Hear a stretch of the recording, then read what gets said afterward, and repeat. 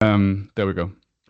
Yeah, so it's now I'm now recording, guys. So if you speak, it's gonna be recorded. Just a FYI. Welcome everyone to the MS EMS community event. If we go back to slide 1, we'll do that all over again.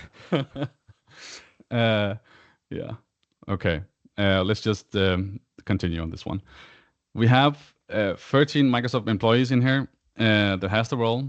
They are not in the official employee. Yeah, they're not here in the official as an official.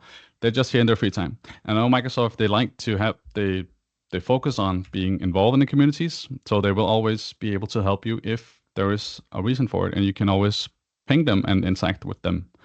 We have one meme lord, and does the person want to speak up for himself, or he's in the call?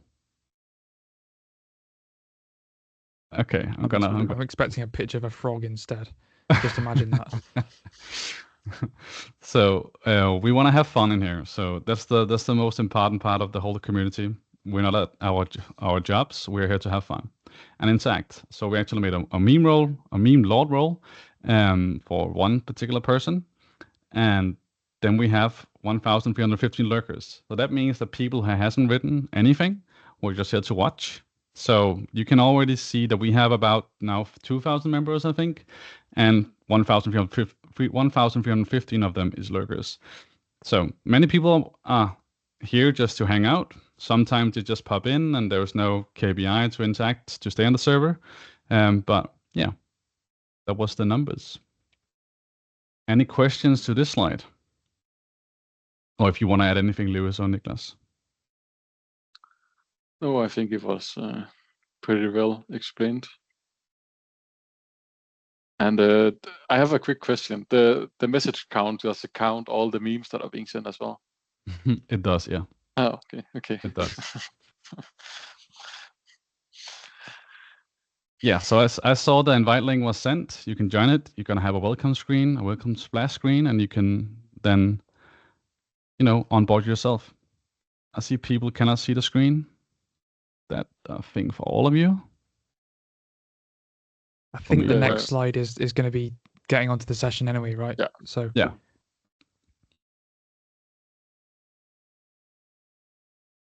Okay, that's good.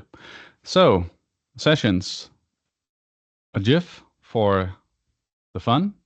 You guys ready? I think this one is from Fast and the Furious. Yeah. Okay. So next up is gonna be Nicklas and Jannik for the first session for today. Take it away. Perfect. I will just start sharing my screen if I can do that.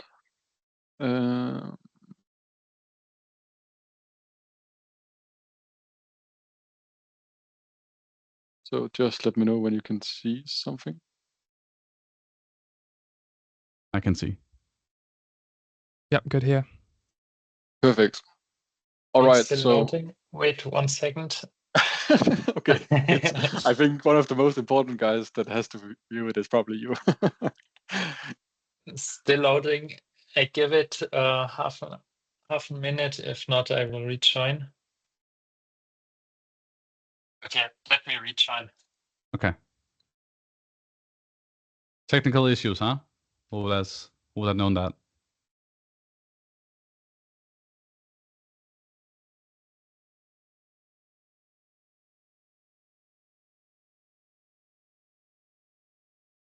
It's DNS. I do not see. It works. Oh, let's just work for. Is Jannik here now? Yeah, I'm here and it works. Okay, that's good. Perfect. All right, so I hope everyone can see. Otherwise, let us know or try to rejoin the meeting. So, me and Jannik, we will talk a little bit about MAM for Windows today and how you can bring your own device to success if you would like to utilize bring your own device in your organization. So, to start off with, Jannik will introduce himself.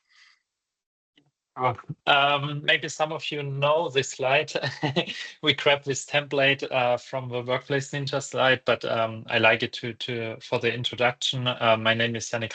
I'm a dual Microsoft MVP in the area of Intune and AI platforms. I'm working mostly on AI stuff in my company. But always in combination with Intune. This means I like it to combine both worlds. I'm located in Germany. My blog, maybe some of you already know it. It's jannikreiner.com. And if you want to contact me, I'm more or less in every social media channel, or maybe not, I don't know. But always happy to contact me. Yeah, back to you, Nicklas. So, a little bit about me. So my name is Nicklas and I'm 21 years old.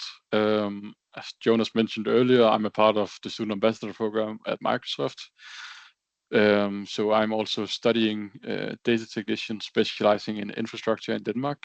And apart from that, I have an internship working as a support consultant at a consulting company.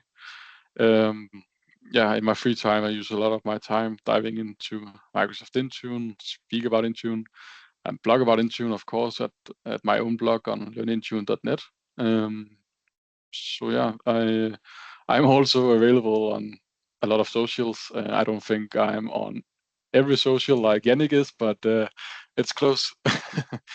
So the agenda for this session is that we will cover how you can secure corporate data on personally owned devices. And then we'll give you guys an introduction to mobile application management. And once we've done that, we will dive specifically into MAM for Windows and how you can utilize this with your bring your own devices for Windows. And lastly, we will demonstrate how you can configure MAM for Windows and how the user experience will be for the end user. So we've all probably seen this as a SOAP prompt before. I'm actually not quite sure how many actually are reading the SSO prompt. Some will mean it's kind of confusing, and I'm nearly 100% sure that no end users ever reads this prompt when they're getting prompted with it. So when they log into their Office desktop apps on their home devices, they will just click OK, and then they hope everything will work as expected. However, what we will see is that we will get this wonderful Microsoft Entra registered device in Entra, and we've probably all seen this before, and it's a very beautiful device, but I'm not quite sure what we can use it for. So we probably all have that leader or manager or CEO that insists on using his home device, accessing mails or company data or similar things. And when he do that and logs into Outlook, we will see that this happens. I don't wonder you will find them there. This will happen in every organization. But once I talked about the SOAP prompt before. Luckily for us, Microsoft announced last week that they will improve the SSO prompt. I'm actually 100% positive that it will be less confusing, but I'm not quite sure if it will help if the users will read it anyway. But I'm quite sure that it will be less confusing for IT admins as well. Microsoft announced, I think, that it will be rolling out in October, if I'm not totally wrong. Really nice to see this really needed change for the SSO prompt. Yes, Nicklas talked about the end user experience. I will talk a bit about security. I think every one of you, or the most of you, already know Microsoft spent currently a lot of engineering work into security to secure their environment, but also the customer environment. This means security is also a very important topic in the past, but will become more and more important also in the future due to increasing attacks and everything what's happened on the world. I think this is nothing new what I tell you, but let's also bring here the focus to MAM. Why also security, why MAM also helps you to secure your environment. As Nicklas said, there are use cases in company to also allow personal devices to access company data. When the use case is also the CEO wants to have it because it's cool. But this brings the risk. We talk with personal devices mostly about unmanaged devices, but what we want to reach is always to secure our company data, to have no data loose or stuff like this. And for this, we can look into a multi-layer security approach to also build a boundary around this use case to make it as secure as possible. Yes. How can such a multi-layer security approach look like?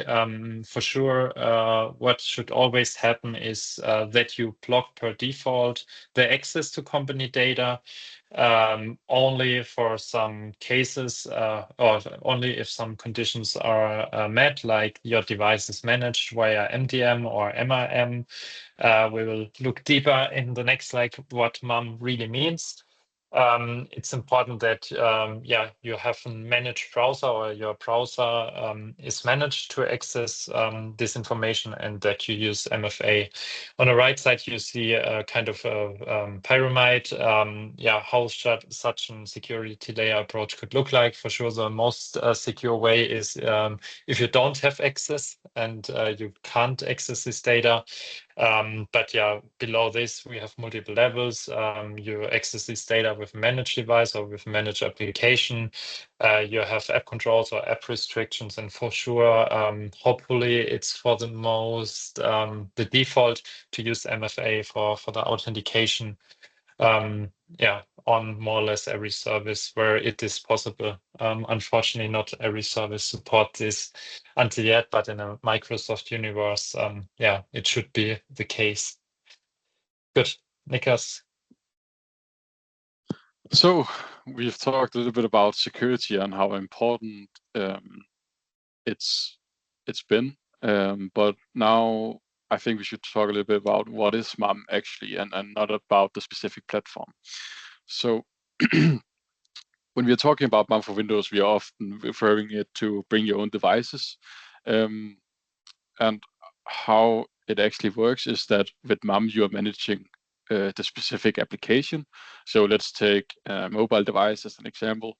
You have bring your own devices in your organization, and you would like your users to access Outlook on their mobile devices. So with MAM, you can actually control the specific Outlook app and how the users can access the company data inside of that app. So with this approach, you are making sure that the data stays inside what I would call a container, and it puts an extra layer of security on top of it as well. And if we take the Windows platform as a focus, we will protect the data inside of Microsoft Edge instead. So there's a lot of opportunities with MAM if you would like to manage bring your own devices. And some of the key features that we can mention is that you can manage the protection with app protection policies, where you can configure policies such as data encryption. You can also configure if you would like users to be able to copy and paste. You can also control if users should be allowed to print. There's a lot of great controls also for Windows as well. And lastly, you also have the opportunity to wipe the specific managed application. If, let's say, a user stops at a company, they would like to make sure that the company data is removed from the bring your own device. That's where selective wipe comes in handy. And as well as app protection, we also have app configuration instead. And with app configuration, we can actually configure the experience for the user as well when they are accessing the company application. And you've probably all heard about MDM before and how it can be used on company-owned devices. So what is actually the differences here between MAM and MDM? So let's take an example here. So with MDM, we can see that that we can manage the entire device, and with MAM, we entire the managed apps instead. A good illustration here is that you can see on the left side of the picture, there is a device that are managed by MDM, and on the right side, you can see apps that are managed by MAM. And of course, it's all about security. So if you would like to secure company data and also use bring your own devices, we have to make sure that company data is protected. It's really critical if something happens to company data. And how many actually wants to enroll their bring your own devices in Intune? I don't think a lot of people actually want that. Me and Jannik especially don't want the devices to be in Intune. So yeah, there is MAM is a great approach for this. And which platforms are supported for the operating system? So with MAM, you can currently use Android, iOS, and iPadOS, and as well as Windows. Unfortunately, right now, Microsoft haven't any support for Mac devices, as an example. But yeah, hopefully that will be possible in the future. So, Jannik, we should talk a little bit about more the specific of Windows. Yes, exactly. We will look a bit what does MAM mean for Windows. Often if you hear MAM, you think about mobile devices, but since some months there's also support for Windows. Windows means it's available for Edge, for the Edge browser currently in Windows. And yeah, what are the key points here? What we have is we have some control data access, and this is the important point. This means not everyone can access company data, yeah, in an uncontrolled way, that he use maybe some legacy browsers, some browsers with some security vulnerabilities. This means we really have a few how this data are accessed, and also the data are in a secure container. This means we can restrict how a user can download or can print out data. And also here we have at least more security to not risk and data leak. Yeah, but the whole solution has also some limitations, as already mentioned. For now, we only have Edge support. This means with Edge, we can more or less navigate in the Microsoft environment. We can open the web apps of PowerPoint, Word, OneDrive, or whatever. This means the most use cases can fulfilled, but unfortunately we not have yet the support also for the desktop apps. And also Nicklas showed you at the beginning the nice enrollment experience.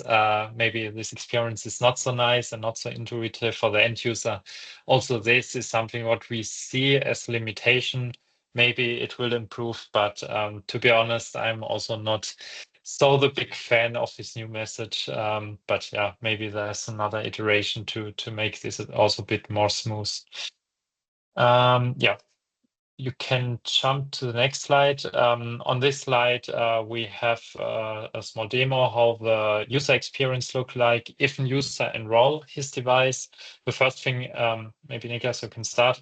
User try to log in, then you get this prompt, and this prompt asks to switch the Edge profile to create a dedicated Edge profile for this user.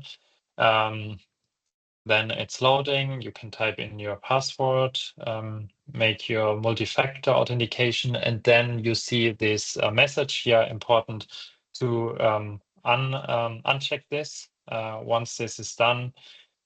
Yeah, so there's one thing about this, Jannik, right? There is if you don't remember to uncheck this one, there is gonna be some issues, right? So if you forget to uncheck this one, it will not probably enroll the device, and that's where the the enrollment experience for the user is going to be a little bit hard and difficult. It's not easy for all users to remember to uncheck this one. Yeah, that's an important point, and as already mentioned, it's not so intuitive that a user has to do this. Yeah, once this is done, it's loading again, and we will came then to the next experience that this profile will be launched in a new window. Then the enrollment also took place. You see it here. It also has an on-edge command. Also, the whole MEM implementation has some edge shortcuts what you can open. We will also look into this later. How you can also get some logs and information out of this. Once the enrollment is done, you can click on continue. And then you can open your app, like you see it here, your Microsoft 365 sender. Here we open a Word document, and then you see access to Microsoft Runtime for Business is monitored. You see you are in the boundaries of MUM. You can click here to continue to see this document. And also when the document is open, you're able to work on this document. You can edit this, you can read this for sure, depending how your policies look like. But as soon as you try to copy something out, or if you try to print something out, what we do here, you see it's not possible. With this, we have protected more or less our sources to get out of this container. For sure, you can use your mobile phone and make a picture out of this, but the same you can also do on your company device. And when you open this edge command DLP internals, then you also have some information which policies are applied to this app. This is very helpful if you want to check if at least your policy received the device, or if you want to debug something. Yes. But to talk also about this for MUM, the second point, what is very important, the combination with conditional access. What is conditional access? It's condition control policy. This is the very easy way. This means you have a condition, what you want to check. For example, is your device compliant? You can sync your compliance state out of Intune. You can run some compliance policy. You can run some custom compliance script to check if a specific state is the case on your device, like you are up to date with your Windows versions, or your device is encrypted with BitLocker or some more. And with custom compliance, you also have the full freedom to run a script on a device, and based on the return code, you can set a state.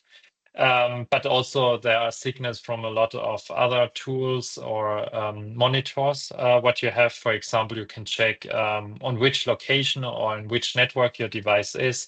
And also here, based on these conditions, you can make some controls. Controls could be you allow the access to an app like Word, like OneDrive, whatever. You require MFA to access this app, or you completely block the access to this application. And depending on which control you are, you can access your data or not. So now we've seen the end user enrollment experience. So let's take a look at how it's actually configured from the Intune portal and Enter ID as well. So first of all, as I mentioned earlier, I'm not really a big fan of having personally owned devices in Intune, especially enrolled with MDM. So the first thing we're going to do is to navigate to Intune and go to device platform restrictions and block personally owned Windows MDM devices. And there is some gotchas there. When you're doing it, you would have to make sure that you have a mechanism in place to make sure that your device are being marked as corporate before they're being enrolled. Some of the things you could use is autopilot as an example. You cannot just use the at school and work account, that will not work. So you would have to have set up autopilot or something similar before. Otherwise, this will cause some issues for you. But yeah, this is the first thing to do. And after that, we will go to mobile threat defense, because with our app protection policies, we can actually utilize Windows Security Center on the home devices and take a look at how is the threat level on the device. Is it low? Is it medium? Is it high? So this is really useful for us if you would like to detect on something like that. So you can actually configure it from tenant administration, connectors and tokens, and inside mobile threat defense, you can add Windows Security Center as an MTD connector. And one important thing to remember is that the status of the connector will not change until you have the first device enrolled with MAM. So that's one thing to think about as well. So let's take a look at the app protection policies. I see there is one question. I think we can quickly take that one. So how to access this? So for the mobile threat defense, you can access it via tenant administration in Intune. And then there is a page called connectors and tokens, and then mobile threat defense. So that's how you will access it. So back to the app protection policies. From the app page in Intune, we can configure app protection policies. So what we will do here is we will create a new policy for Windows. And I will just quickly name the device, or name the policy, sorry. And then we can pick the apps that we would like to target. And in our case, we can only target Microsoft Edge, of course, because that's the only supported app at the moment. So I will go ahead and do that. And then we will head to data protection. And this is where we can modify our data transfer policies. So I would not like for the user to receive data from anyone. So I just pick no sources. And I would not like the user to send organization data to anyone as well. We are being very strict with this policy. So I pick no destinations. And as Jannik mentioned earlier, there is also possibility to manage copy and paste as well. So we can do no destination or source as well. So this means that this experience for the user will be very restricted, and hopefully no company data will get out of this container. And as well as copy and paste, we can also block for print organization data, as Jannik showed you guys earlier. And after the data protection, we can configure health checks, and the health checks consist of two different conditions. The first one is the app conditions, and the other one is the device conditions. The default settings here is 2 offline grace periods. So if you have an offline grace period for 1,440 minutes, your access will be blocked. And if you have an offline grace period for more than 90 days, you will simply wipe the data from the device. But there's also, of course, other possibilities. If you would like to configure minimum application version, we can also configure minimum SDK version. And lastly, we can also configure disable account, my favorite, because whenever we disable account, I would like to make sure that the data is completely gone from the device. So this is a very helpful one. And underneath the device conditions, we can configure minimum OS version, maximum OS version, and max allowed device threat level. So this is where the threat, the Windows Security Center connector can come into play. And I will just assign it to my users and create the policy. So now we have an app protection policy. So how can we actually make sure that this policy is enforced on our unmanaged devices? And as Jannik mentioned earlier, there is a great tool called conditional access. And with conditional access, we can actually make sure to enforce our app protection policies. So what I will do here is I will simply name my policy. So this one is require app protection policy for unmanaged devices, and I will select my group of users that I am testing with. And under target resources, it's very important to target Office 365 and not all cloud apps. Otherwise, MAM for Windows will not work. So it's very important that you select Office 365 here. And underneath conditions, we make sure that you only include Windows devices. And then we configure the client apps where we would like to target the browser only. And for the filter, you can make this in many different ways. I've chosen to use the trust type and to not equals intro joint and hybrid joint, because let's say if a user is entering from a company-owned device, we don't want the user to be targeted with the app protection policy. So this makes sure that if they are entering on a registered device, this policy will apply. So this is one approach on doing it. So once you have configured the filtering, you just make sure to require app protection policy. And then I will make sure to enable my policy because I have a set of users that I'm testing with. But if it was a production environment, I would, of course, not just make it on every user, make sure to test it before. That's a very critical thing. Okay, so now we have made sure to target our app protection policy. So now we should be very covered at least. But no, the users can actually still open the desktop apps of Office 365. And this is where the critical part comes into play, because if we don't create a conditional access policy that will block for users for accessing desktop apps, there is no guarantee that they will use the web experience as well. They will just use the easy way. So with this policy, we'll make sure to block Office 365 desktop apps on unmanaged devices. So first of all, I name my policy, and then I use the same set of users again.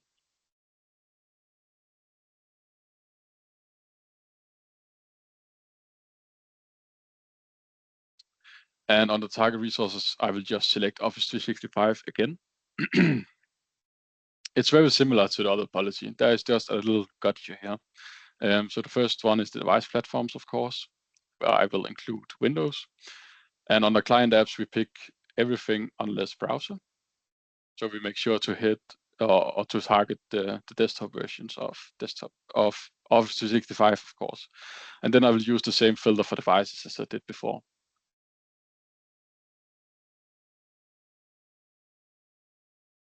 And for the grant, you can do actually two things. Here you can block the access, or you can also require a device to be marked as compliant, because the thing about registered devices is that the device itself will never be compliant. So with the required device to be marked as compliant, it will do the same as block. But for this one, I will just use the block access. And then I will make sure to enable my policy because it's on a test group of users. So now we have configured the whole experience from MAM for Windows, and it's fairly easy and quick to do. So if you have a set of bring your own devices with Windows, this could be something to try out at least. So Jannik, what about selective wipe and troubleshooting? Yes, yeah, now we have a look.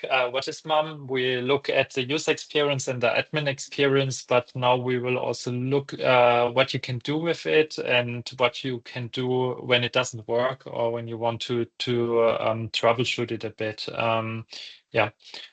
First of all, what is in selective wipe? In selective wipe is you can select the user or you can select the device where you have some doubts, what could maybe be stolen or whatever. where you want to wipe your company data. This means if we talk about personal devices, we don't want to wipe a whole device, but we want to wipe the container where your company data is in, because this is our crown jewels we want to protect. But there are also some things what you have to consider if you wipe a device. We're talking with Intune about a SaaS service, which is located in the internet. This means to wipe the device, also the device needs to connect to the service, or the wipe has to reach somehow the device. And the solution for this is you need an internet connection. There could be a delay of 30 minutes. This means if you click now on the wipe button, don't wonder if the container is not wiped immediately. This could take some minutes. And for sure, the user also have to access the application that the wipe is triggered. Yeah, this is a bit to the selective wipe, but we will also look in one of the next slides into this experience. But also have a look what Microsoft gives you at hand. The most admins like to have logs, like to have some possibilities to troubleshoot, and this is what you have. You have these two edge commands. One is the DLP minus internals. With his internals, this was what we already showed you in the demo. You can see which policies arrived on the device.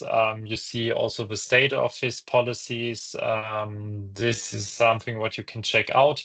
The second thing is the MUM internals. One is DLP internal, where you have the overview of the policies, and one is MUM internals, where you have utilities to test everything out. You can put in username and a URL, then you get a deep link, and then you can simulate behaviors like if you block something on this page.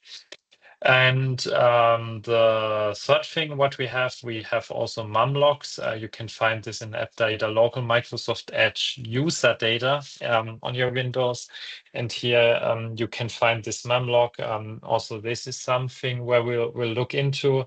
It also helps if you want to troubleshoot if a policy received the device or not, or if something didn't work. It's always helpful to check this out.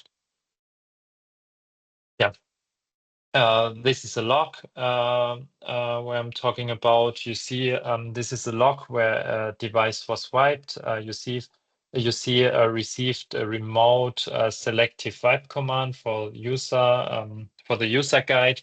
And as already mentioned, it's helpful if you want to set this up and test if everything works as expected. You can have a look in this log also to be sure.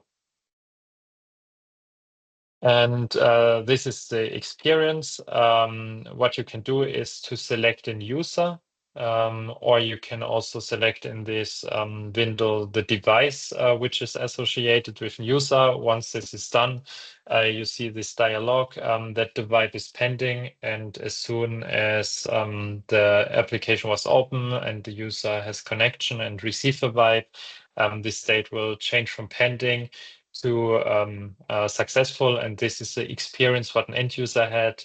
He gets this pop-up in this Edge browser, and which said that company data was removed from this device, from this container, and the account is disabled, or the profile where the account is logged in is then disabled. And with this, we lock the user out and protect our data. Yeah, so a conclusion about all the information about MUM for Windows. So when we're talking about MUM for Windows and MUM enrollment in general, we need to have an app protection policy that protect our edge. And if we need to require the app protection policy, we have to use conditional access as well. And on top of that, we would like to block Office 365 desktop apps as well, because as of now, there is no possibility to manage those desktop apps on unmanaged devices. So my recommendation would be to just completely block the desktop apps on unmanaged devices, so we have as much as control as possible. And lastly, as Jannik mentioned before, the end user experience when rolling into MAM is not the best, but hopefully Microsoft will try to change the end user experience and make it a bit more intuitive. And also Jannik has shown some really great ways of checking the logs, and also some really great tips for troubleshooting as well. So I hope that you guys have learned a little bit about MAM for Windows and how it can be utilized in your environment with Bring Your Own Devices. So yeah, thank you everyone for joining our session. Is there any questions related to the session?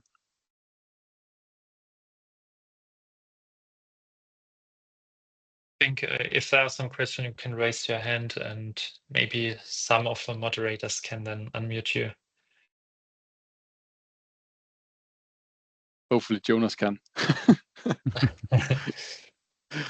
I can click. Great. Was there one quick hand, or was it? So where can I find selective wipe? From Arisha. You can find it in the app section in Intune, if I remember correctly. It should be in the app section as well. I could just double check to make sure. Yeah, But that's correct. Yeah. I'll check a screenshot in now. Great. So that's where you can find selective wipe. So it's a very powerful tool if you have a user that are leaving the company, or you would just like to make sure that the company data is wiped from the Bring Your Own Device.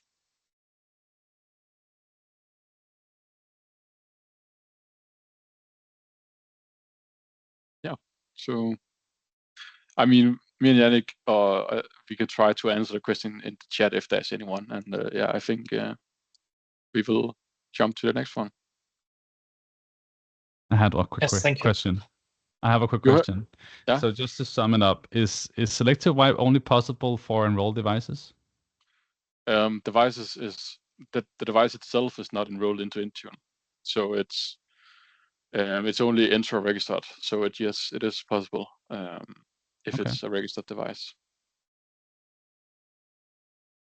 Okay, that was a great session, guys. Good job. It's great to see you have you have the videos on as well. That was a good thing to do, and not do it all live. But thank you to Jannik and Nicklas. Thank you. Thanks for having us. Hope you had fun. Okay, so the next up is going to be me and Jay. And Jay, are you here with me? I am here. So you have the control for the first bit, right? Yes. That's good.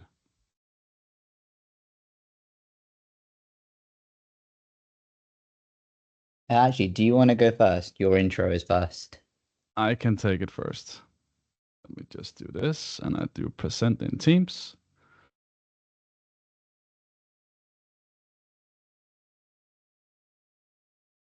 It's loading. So next up is going to be me and Jay.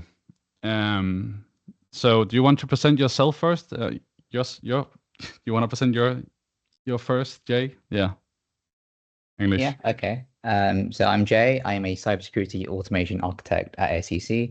My role is focused around automating incident response, and that's leveraging Sentinel, Defender, the entire Microsoft ecosystem. As you can see there, I am in the Discord as well. I am the one meme lord. You'll see hints of that during my presentation as well. I post content on LinkedIn.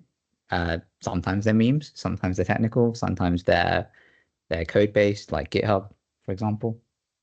And I am from the UK, as denoted by the flag. Yeah, my name is Jonas Bøvel. I'm from Denmark. I work as a freelance, and I'm a Microsoft security MVP. And I have a blog. I haven't been that active on it, but I'm using all my time on this community, which is great. So yes, let's hop into the agenda for our session. So our session is going to be about empowering security identities. We're going to focus on restricted admin units, with Jay. We're gonna have me on access review with conditional access. We're gonna have protected actions with Jay and token protection. And before we head into this, Jay, you and I had some fun with all of this, right? Oh yeah, we had lots of fun on Discord going through trying to understand what certain things do. Yeah, totally agree. So you are now in charge of the next sharing. Yes, let me get to that.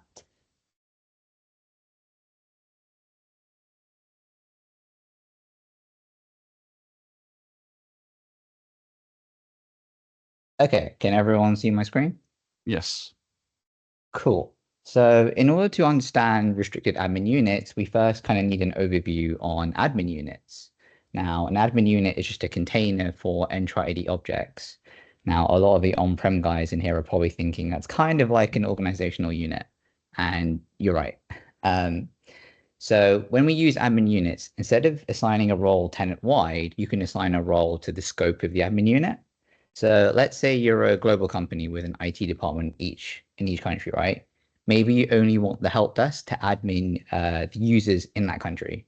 So what you do is then you scope that role to the admin unit, and in that admin unit, you have the users of that country.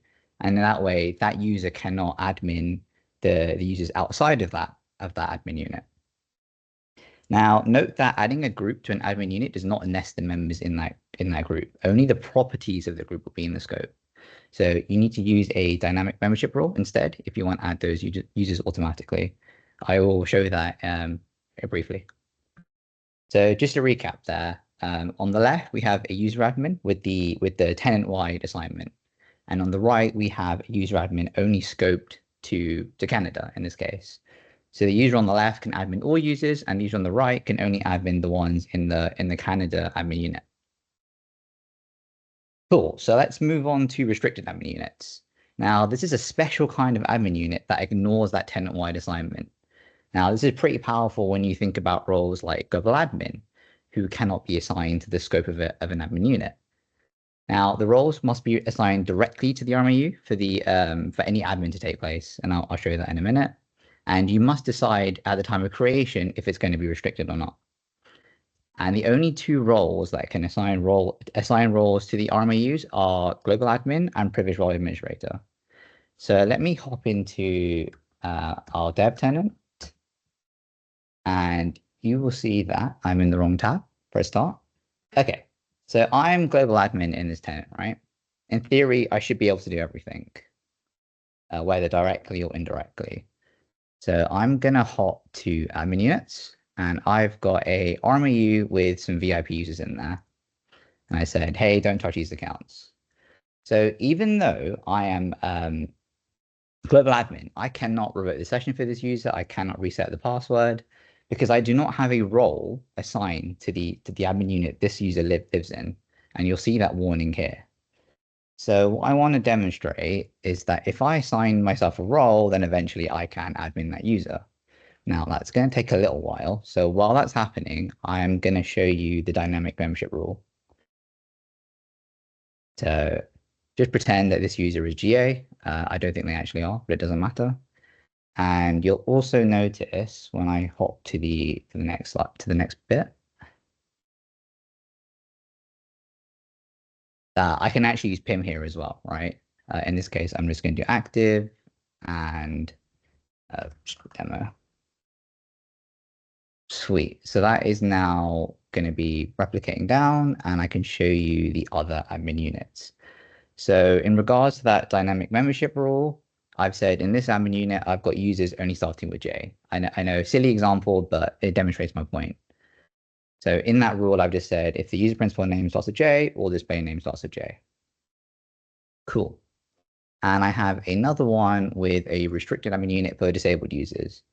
Now, disabled users are a bit of a gap when it comes to admins, right? Because any user admin can come in there, re-enable that account, and inherit the IAM, the files, and all that if they've not been cleared down post that user leaving the organization. Cool. So hopefully, I've prayed to the demo gods enough, and I can admin this user instantly. No, okay. So it might take a while for that role to appear.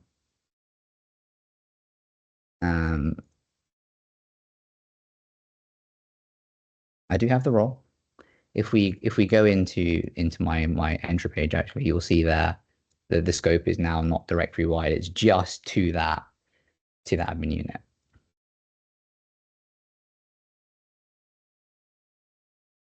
So now the other buttons appeared, but not the password one.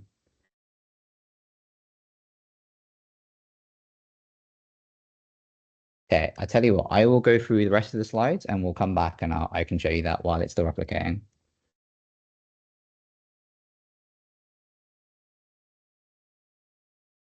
Demo Cool. gods. I know, I didn't pray enough before the talk, clearly.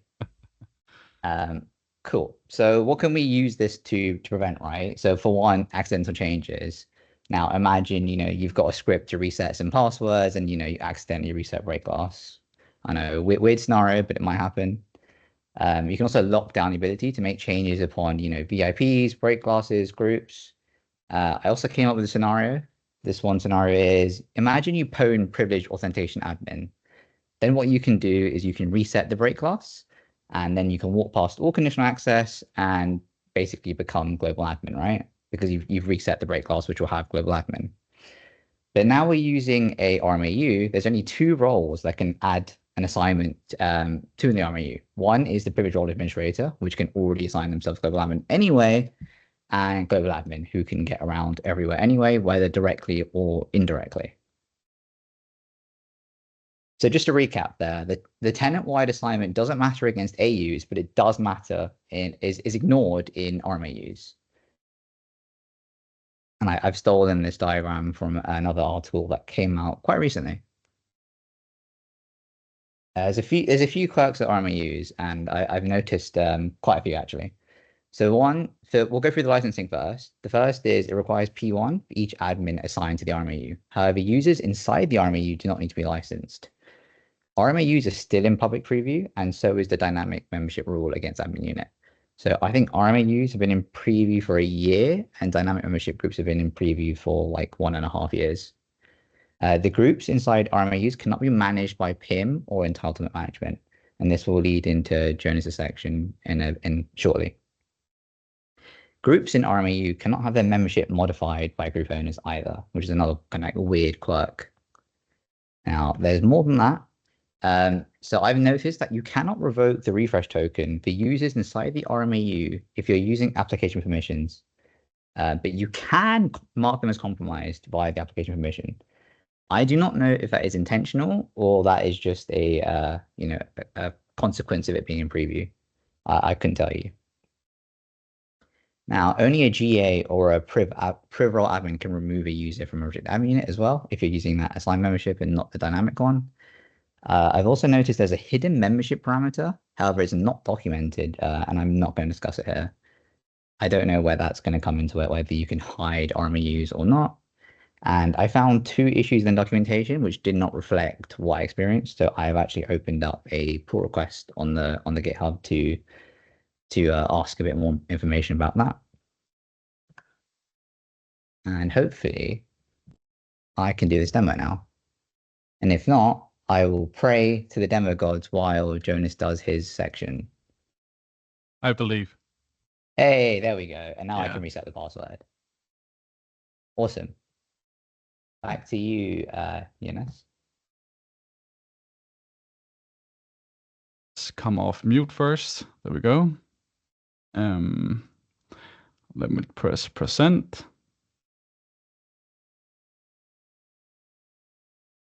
You should see my slide in a moment. I'm gonna just move it up to where we left off, over here. There we go. Do people see my slides? Yes. Okay, that's good. So my subject is going to be access review with conditional access. So we have some things we want to be in control of and do not. Yeah, let me say it like this. Every time we make conditional access, we hopefully not, we exclude specific users, which ends up in a mess in our conditional access policies.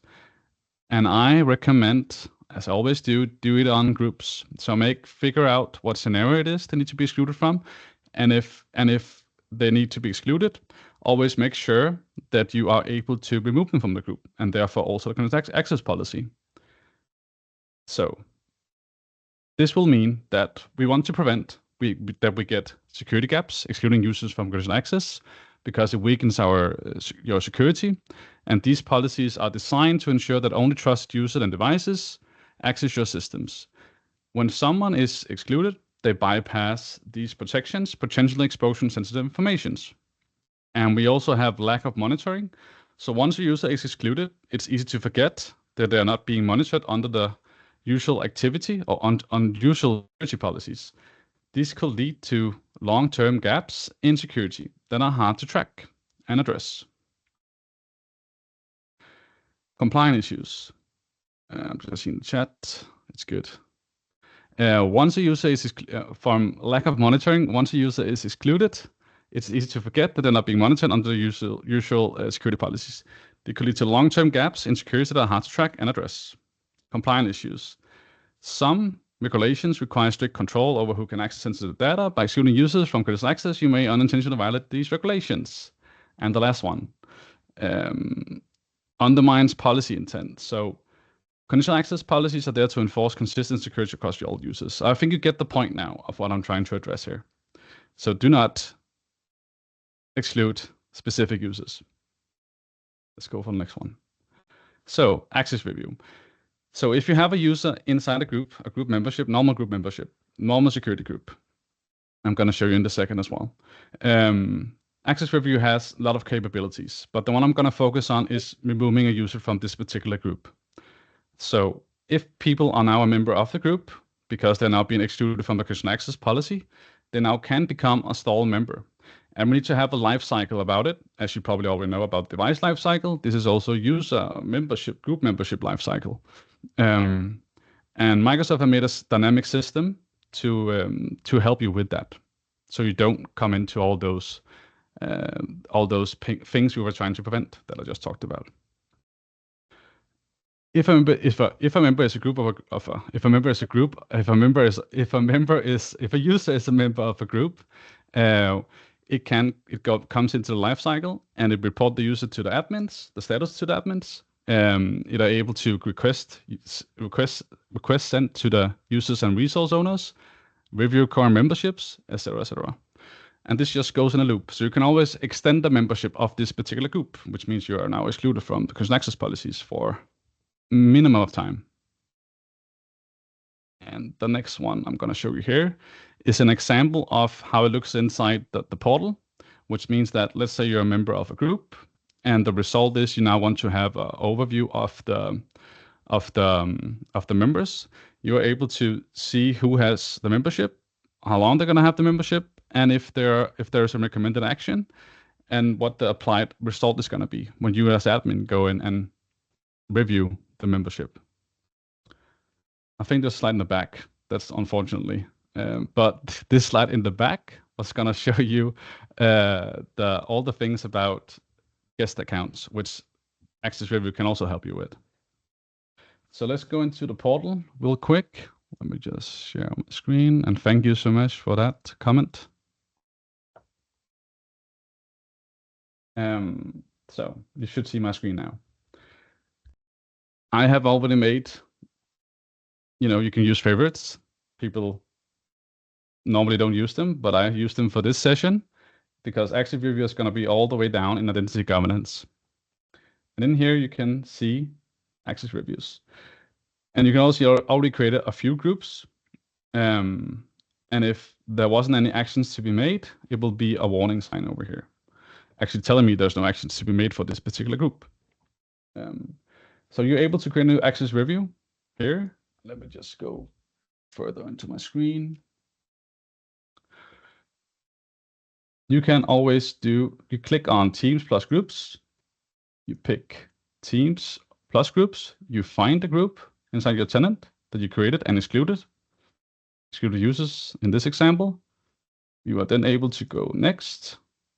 You able to do like a multi-stage review of the groups.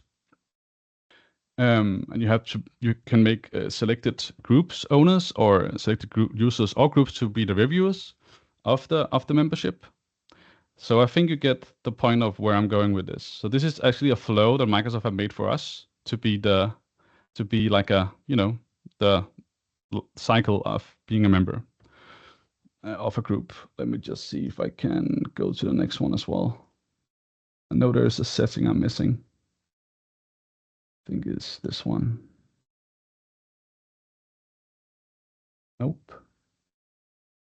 One time, monthly, never end. I'm just gonna go select all.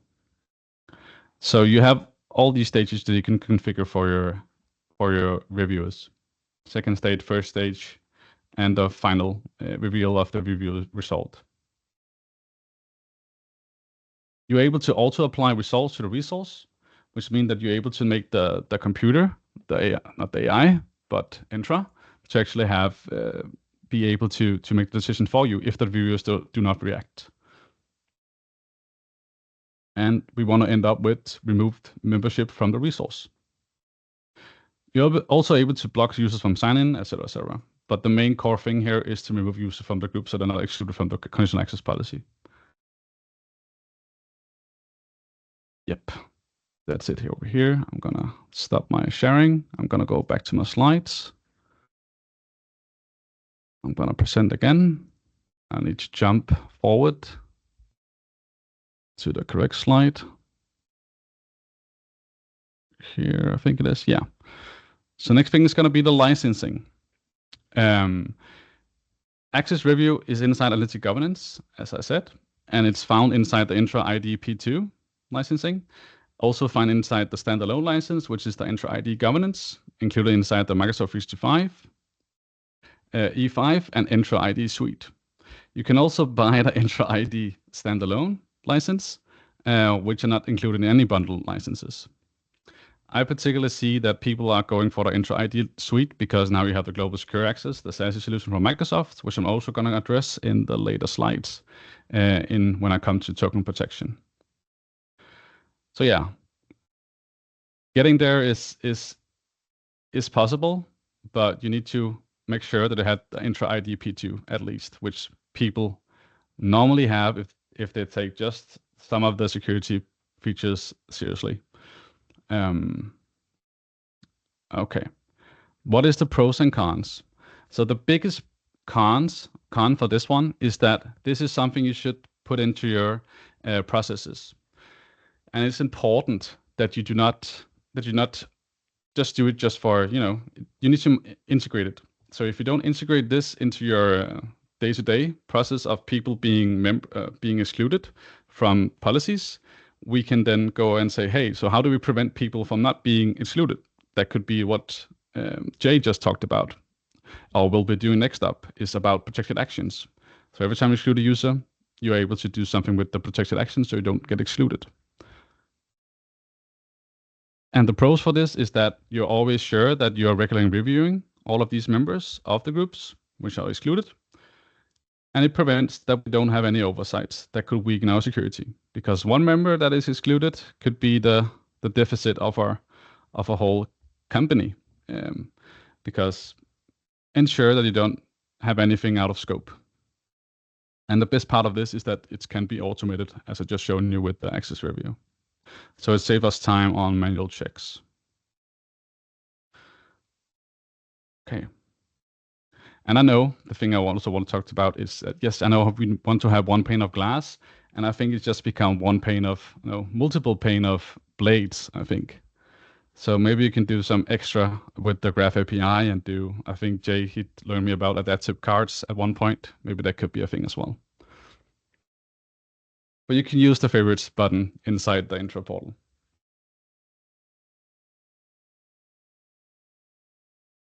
So one of the big wins in this is that we need to take housekeeping seriously. We don't want to have anything left unchecked, because, as I said, small issues can go into larger security gaps. So I will recommend that you if you work with a customer or if in your own company, you look into access review if you have the Entra P2 license, and set up the automated reviews and actions to stay ahead.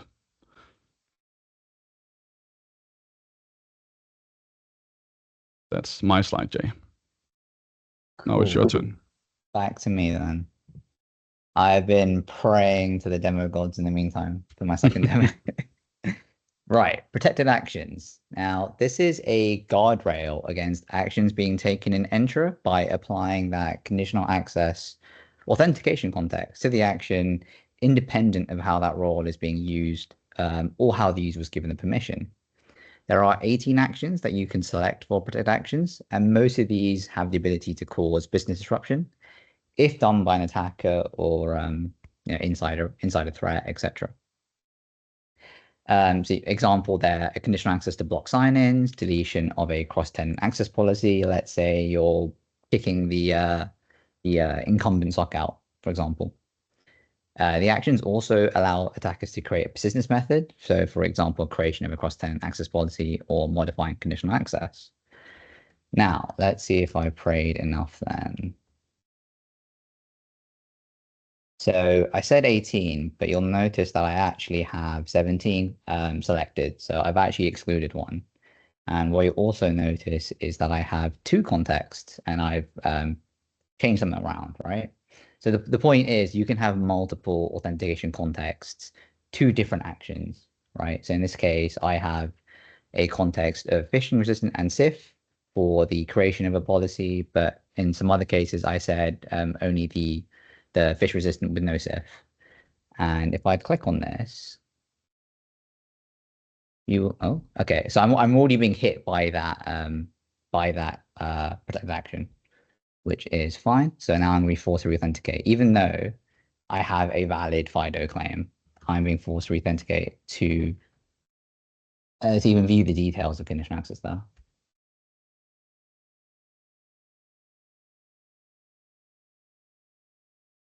Cool. So yeah, you'll see I have a context there, and I'm gonna hop into conditional access now, and I'll show you what that looks like and what it means. So what you do is you create the context, right? Now in the back end, you'll notice that you have a ID of C1. I will explain what that means very shortly. But after you create the context, you need to then apply it to conditional access. So you can see here I've got 2 contexts, and then I need to tag them into a policy for it to do something. So if we look at the SIF one, I've said all users, obviously exclude break glass, but this is just a demo tenant, so I'm not worried about it. I've said that context, that C1, and I've said the grant must be phishing resistant, and you must do SIF every single time. Now, that doesn't actually always mean every single time. There is a bit of a nuance there, and I'll come on to that in a minute. Cool. Glad that demo kind of worked. Not exactly how I wanted it, but it still worked, so I'll take it. So yeah, that C1 in the context is actually within the access token, and you can see it there. It comes under ACR. Now, if you use jwt.ms, it won't actually explain what it is, but I believe this is the authentication context. Cool. Pros and cons then. It has that potential to cause MFA fatigue if using assigning a frequency every time. However, the action list within protected actions are quite rare to take from a BAU point of view. And Entra has that MFA grace period where you cannot be reprompted. I believe that's 5 minutes. And because the challenge appears in the access token, I will be able to take the action within the lifetime of my access token. And that's usually 60 to 90 minutes. Now, that's mostly a benefit. And then you can leverage the authentication context with PIM. And that way, instead of using the Azure MFA option, which trusts the MFA in the token, you can say, hey, I want you to do SIF if you don't have that challenge already. Cool. So what can we prevent or limit with this control? That's all classical token theft scenario where an attacker steals a token from your machine, for example. Even if you're doing FIDO, a token with a FIDO claim can still be stolen and used. And that's because token binding is optional in the FIDO specification. And Entra actually addresses this with token protection instead. And that's where Jonas's next bit will link into mine. Also consider this scenario where the admin leaves their machine unlocked. I thought it was worth mentioning that one as well. Cool. The licensing quirks, entropy 1, nice and simple. I would say do not use protected actions as a way to block access on identity/group. That is not what it's meant for. And in that point, go back to the identity governance, to the IAM, to the PIM, to block access based off that. Now you can only apply one context for action, and that's the same for PIM as well, actually. When you create your context, also don't forget to exclude break class. I didn't do it in the demo tenant, but that's just because it's a demo tenant. And as mentioned before, once you've created that context, start using the context for other things such as PIM. As we know, PIM trusts and the token, so it's defeated by that sort of adversary in the middle phishing.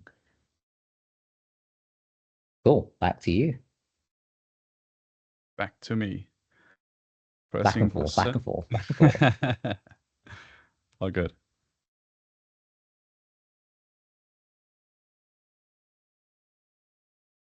Banner's voice back to me, yeah. Let me just find my slides. Token here. Slides good?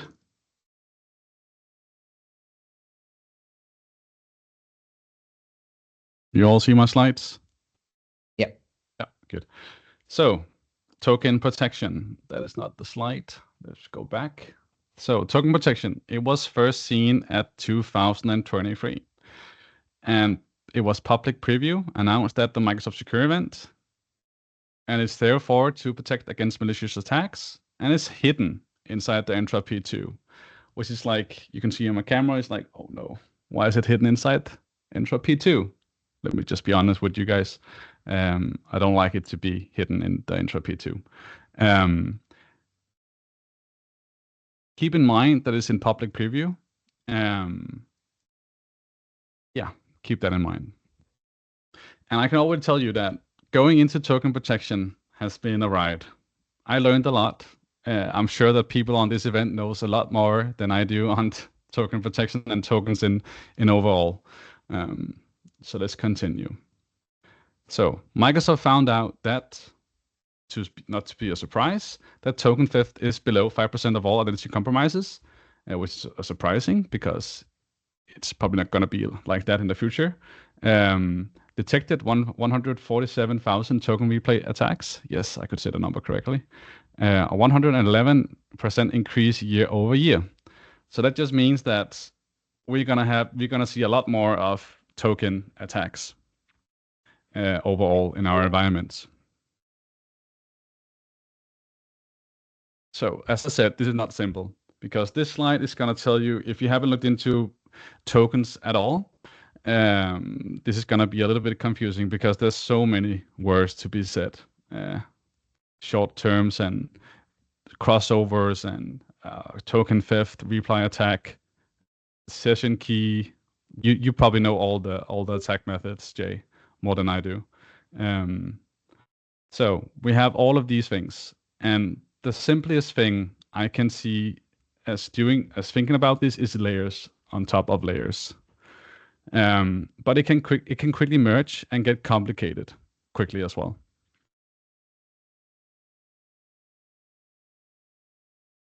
Let me show you a quick video about what a token, malicious attacker can do to your token after you actually got your pass. So the person buys at the park a pass, and then the malicious sees that you brought this pass, which is your token, and it just steals it from the purse. That's simple, huh? I stole this video from Microsoft, just so FYI.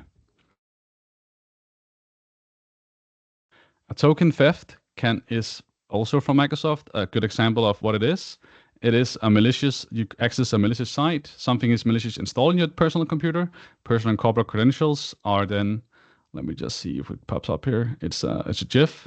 Yeah, compromises, and then the cyber attacker or malicious attacker can then reuse this token and replay it in in the correct tenant, not correct, the things you want to protect and gain access, because you already passed all the security check marks and now they've stolen your token and then now they're trying to replay it.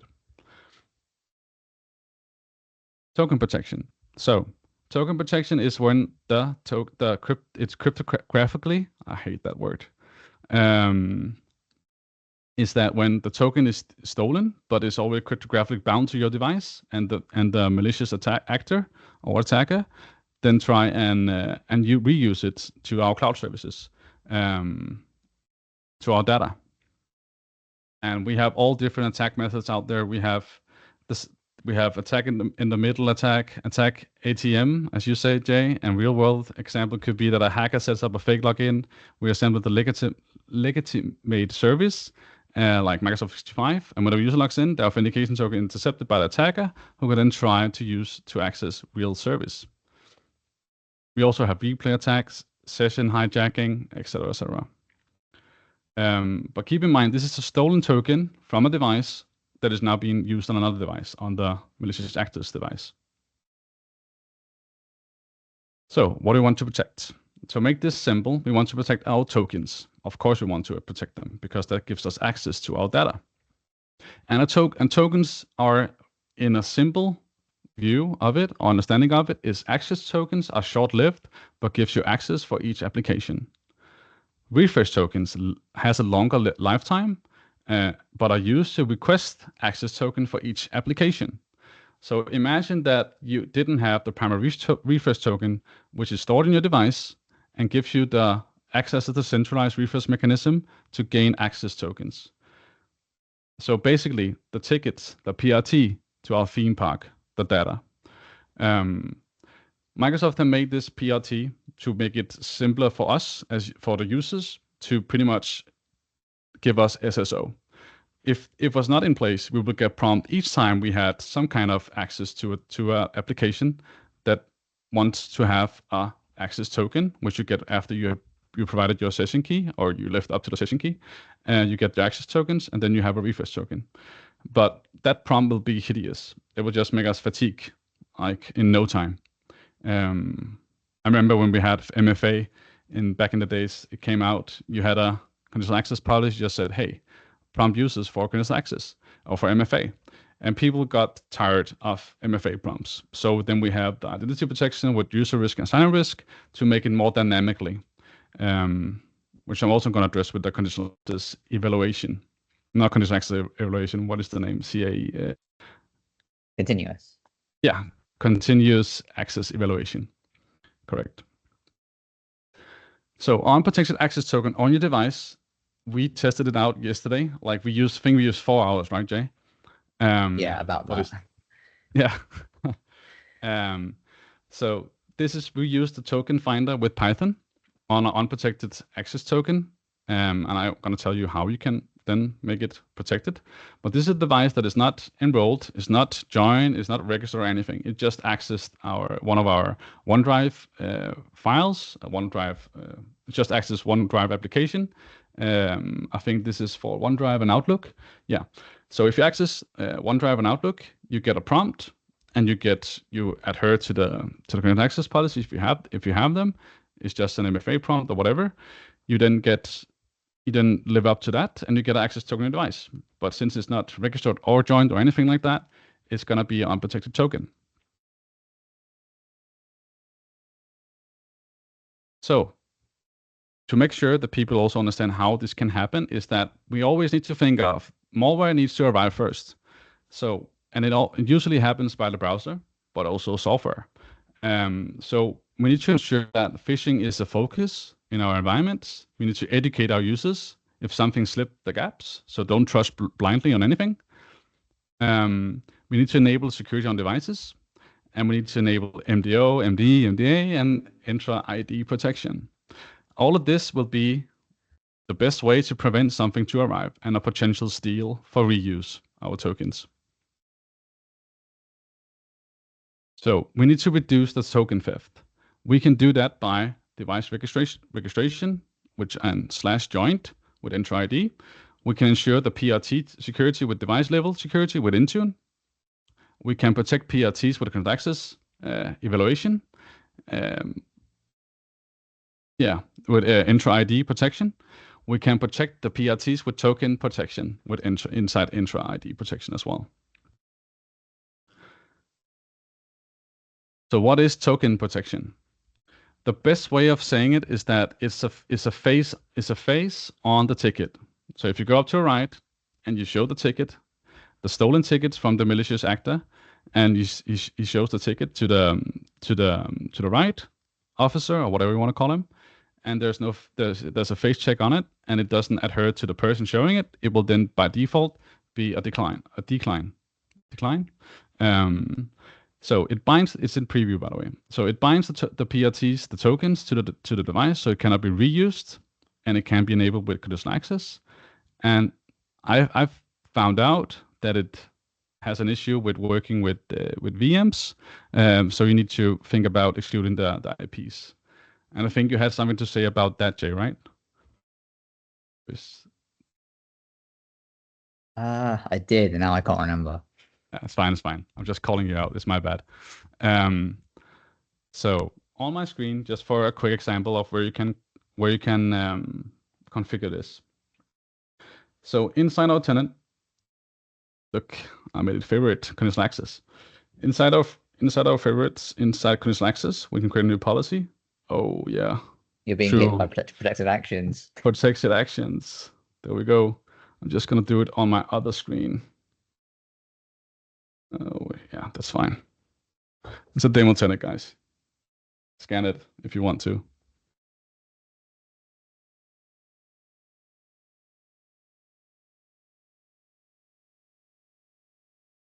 So I just completed the authentication with passkeys.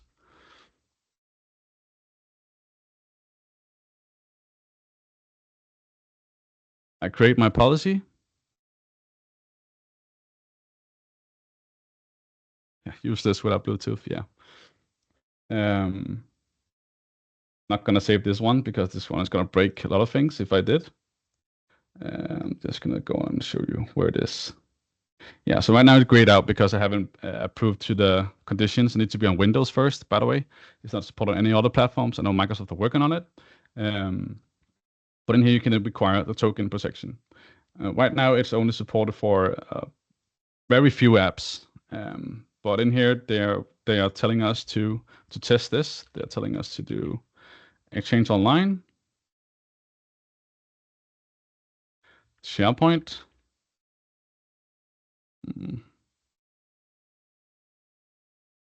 Some search feature. Yeah, SharePoint.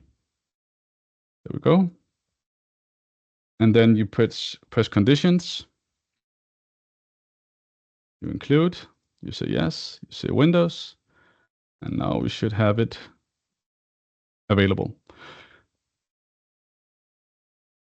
So some things should be set up before you can do this, or something has been made logical in the backend to make this possible. And it is in preview.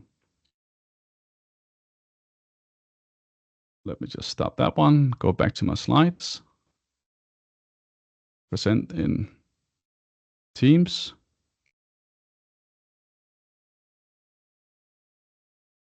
Let me just jump forward.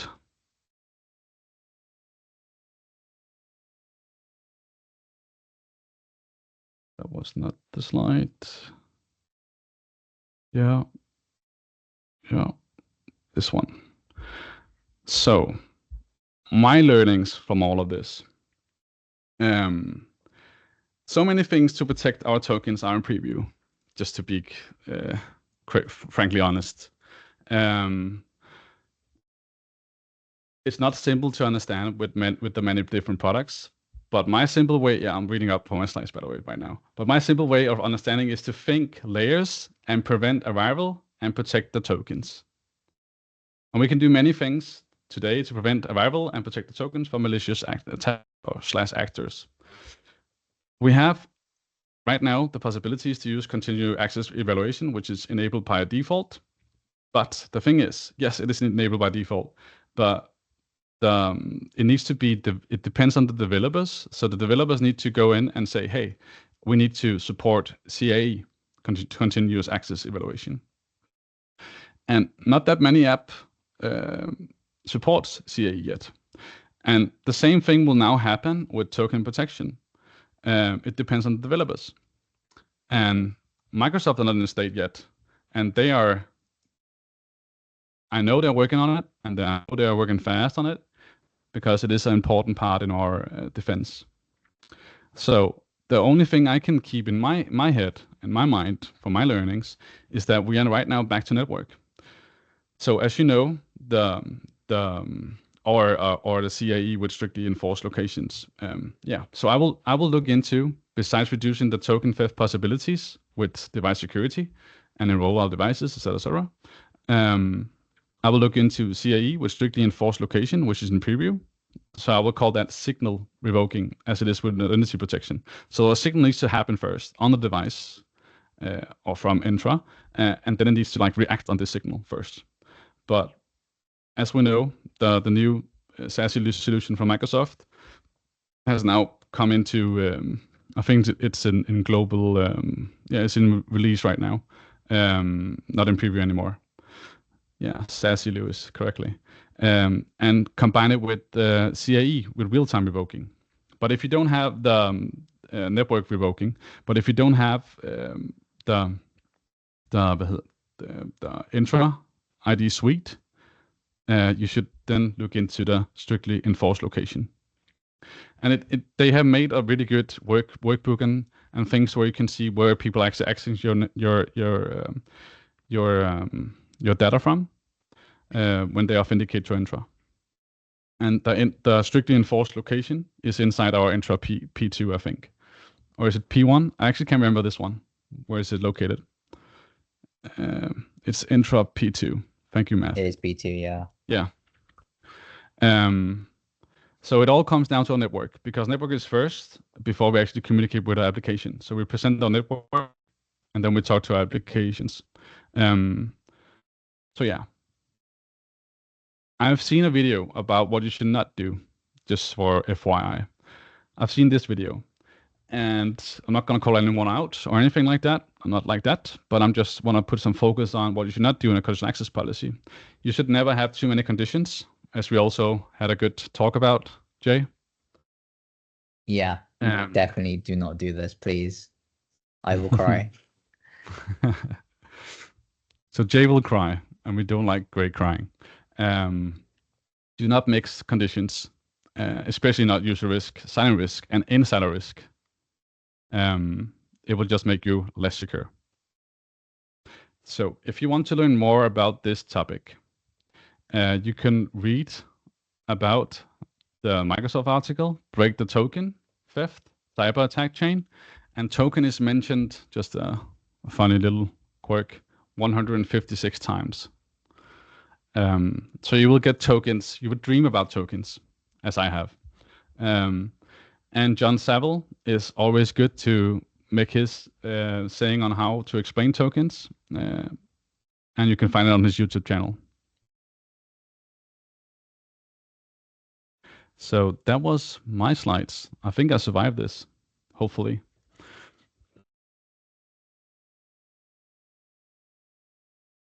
So if there are any questions, you are welcome to ask us, both me and Jay.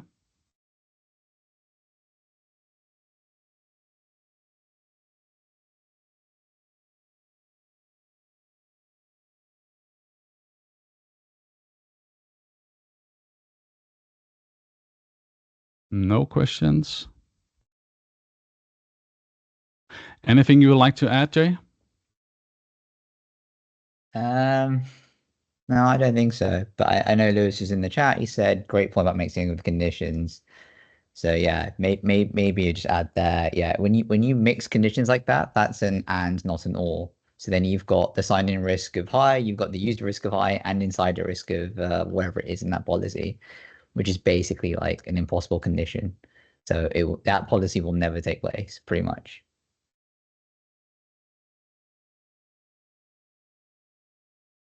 Yeah, make it simple. Don't make it advanced for yourself. You're just gonna make it. You think you're gonna save yourself from things, but approach it logically and don't have gaps. Yeah, I think what some of it stems from is admin trying to treat it like a firewall. So if I remember correctly, we do have a 5 minutes break, right, guys? Yeah. Yeah. Okay. Shall we just have the 5 minute break and just chill out and get some drinks, and then we have Lewis coming up with Krystina next. I think it's Krystina first, and then you lose, right? That's correct. Yeah. Yeah. Sorry, we haven't got any jazz for the 5-minute break. There's one question, I think, Jonas, before the break. So if a token is used on a new device with protection in CAP, will require an MFA push. Can you CAP? What is CAP? The acronym, I don't remember the acronym. Conditional access policy. Oh, if a token is used on a new device with protection. So if a token is used on a new device with protection, so the first device already has protection, and now it's being used on a device that is without protection. So the whole point. Yeah, Jay? Is this a stolen token? Yeah, that's what I'm trying to figure out from his question from Steve.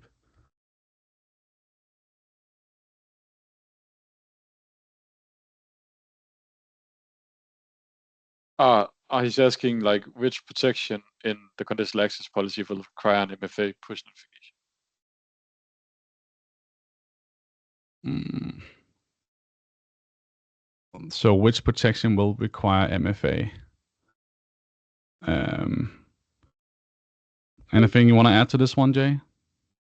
I guess it depends on the context. If we're talking a stolen PRT, that PRT will be useless if you steal it because you don't have the session key to go along with it because it'll be in the TPM. Now, that token protection setting says the PRT must be used to authenticate, in which case, even if the attacker steals it, it's completely useless to them. So in that way, it's bound to the device via the TPM. Now, in my scenario with the protected actions, assuming we don't have token protection or, we're using BYOD or whatever, right? You steal a token from my device, eventually the token will expire, right? It will lose that C1 challenge claim that I showed earlier, in which case, when you try to do a protected action, you're going to get reprompted. So that is the conditional access authentication context, not a conditional access per se.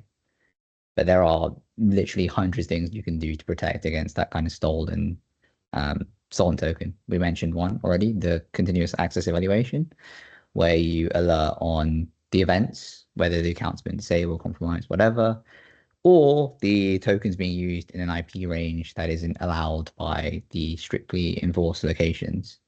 Now, I believe the limit is 5,000 IPs for it to work. And I believe that's queried every 2 hours in the back end. Lots of testing to kind of work that, reverse engineer that one. Yeah, so with CA, you basically just flip the script, right? So you get challenged every time you want to communicate with applications. Yeah, so ideally, when you're doing location-based policy, I just say block. It doesn't actually revoke the token, it just means that token cannot be used from an IP address that is not within that trusted IP range. In case it was stolen.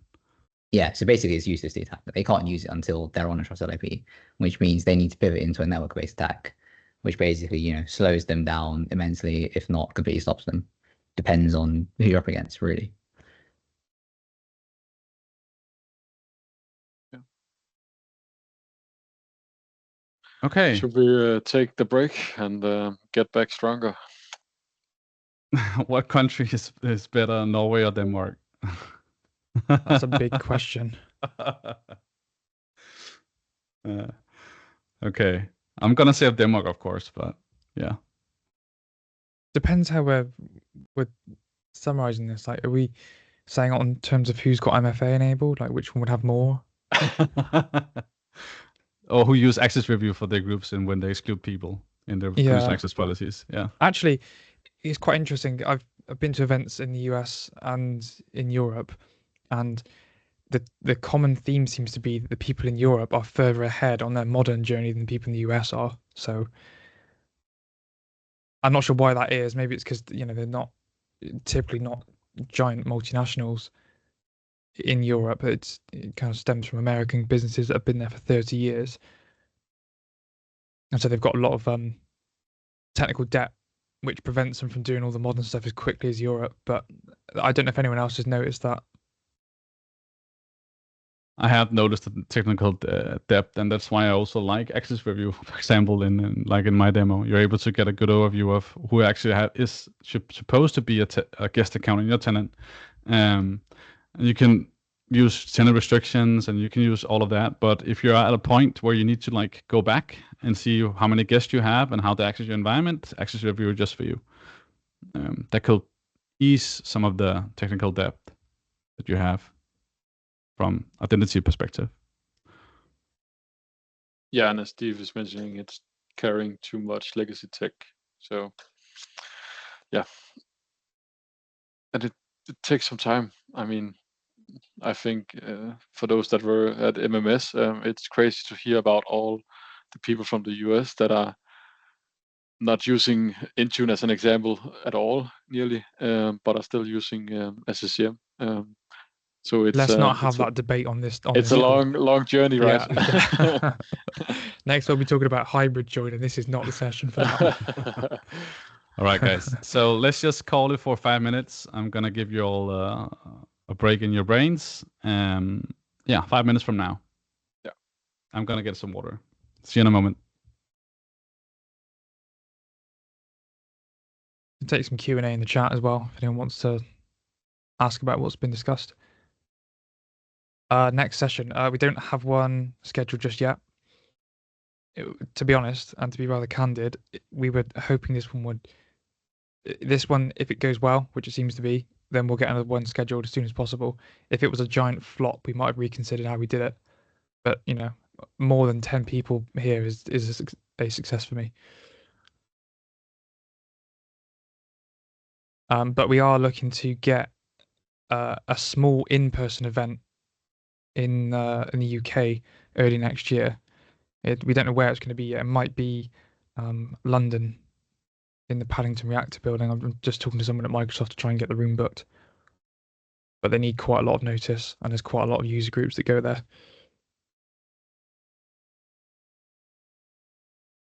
I am the Lewis from Consider IT, yeah, I am, yeah. Hello, by the way.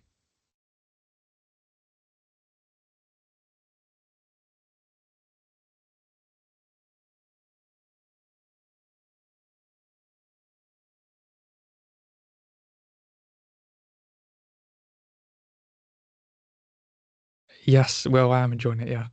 Yeah, there's like 38 people here, so I'm not going to go into detail too much about the day-to-day right now, but we'll catch up offline at some point. And Stuart is my manager, and he's also here. Hello.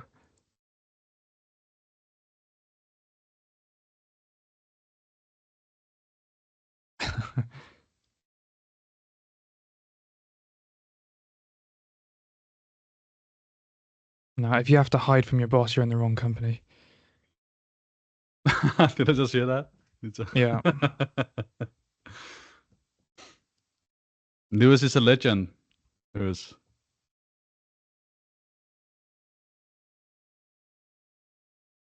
He's a legend. I agree.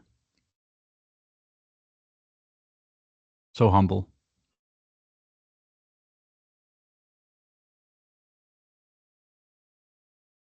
How you doing, Krystina? You ready?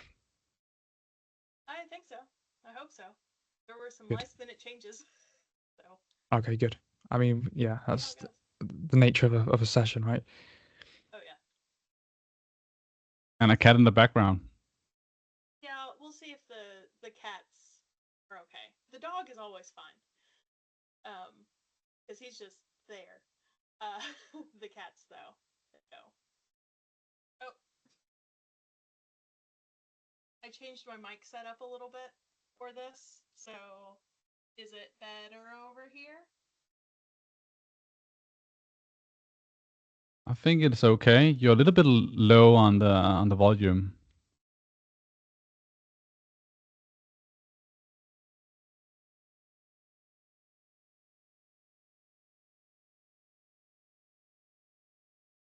Anything better from there? That's good. That's good. Okay, cool.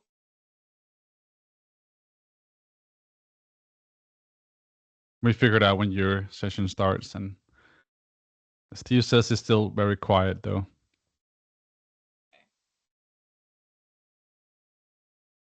Martin is saying you might be using a different mic than the one you have in front of you. That could be a thing. I've done that a lot of times. Yep, there it is. There we go. There we go. She's no longer in the well. Found it. Is that too much now? No.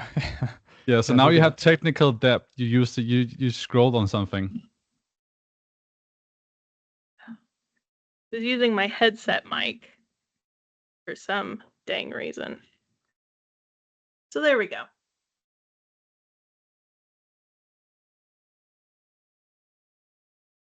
But glad we got that figured out before the session started. So thank you.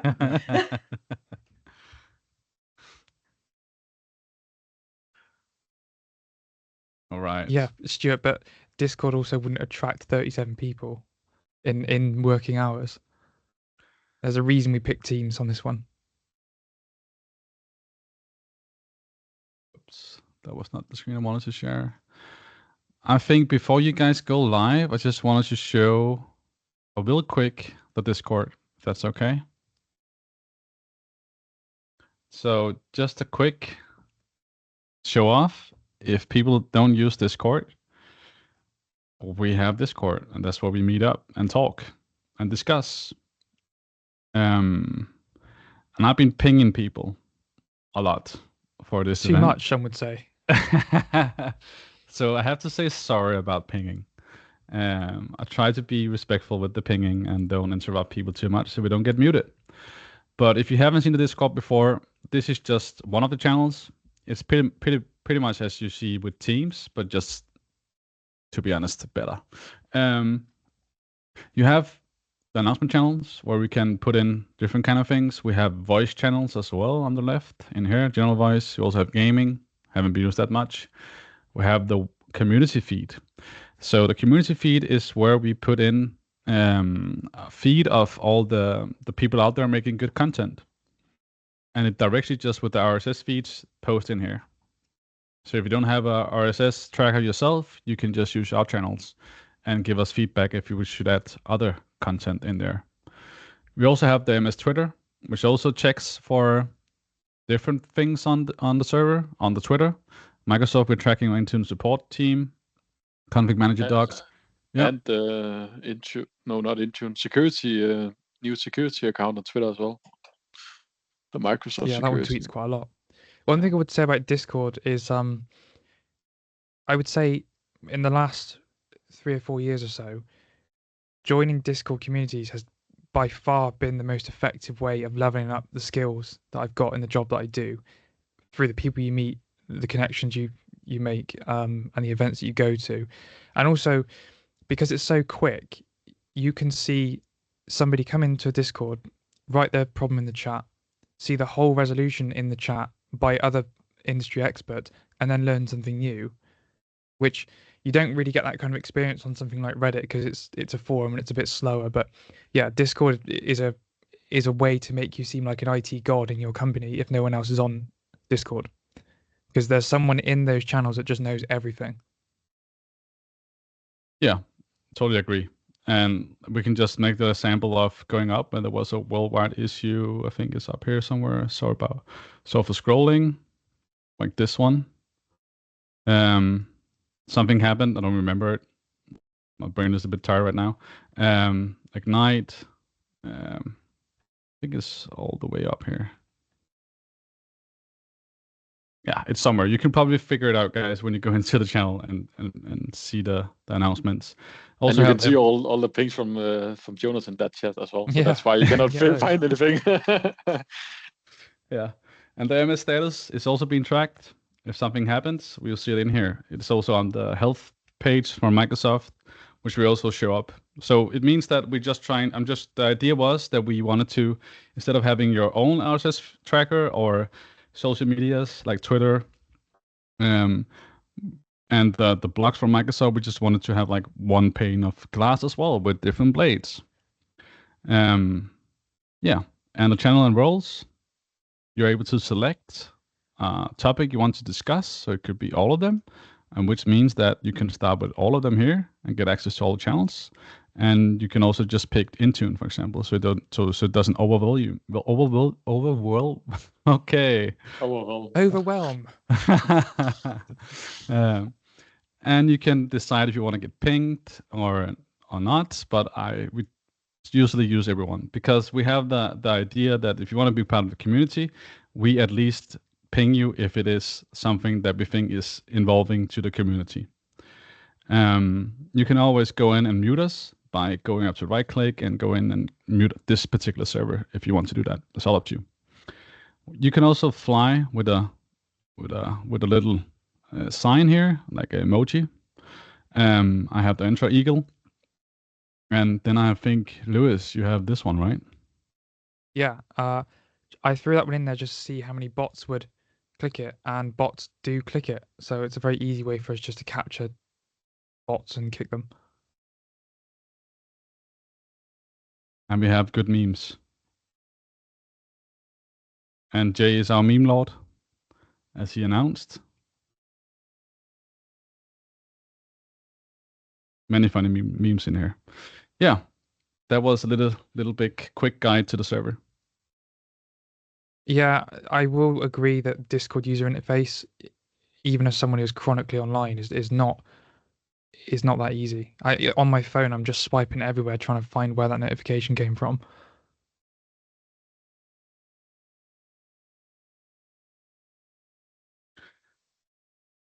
All right, Krystina, are you ready? I think so. Okay. Okay. So let's see what we can do here.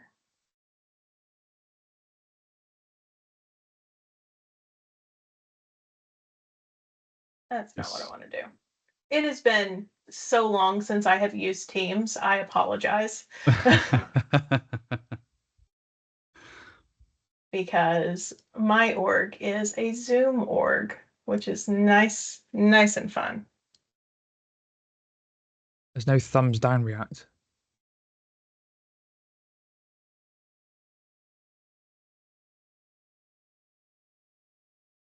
There we go.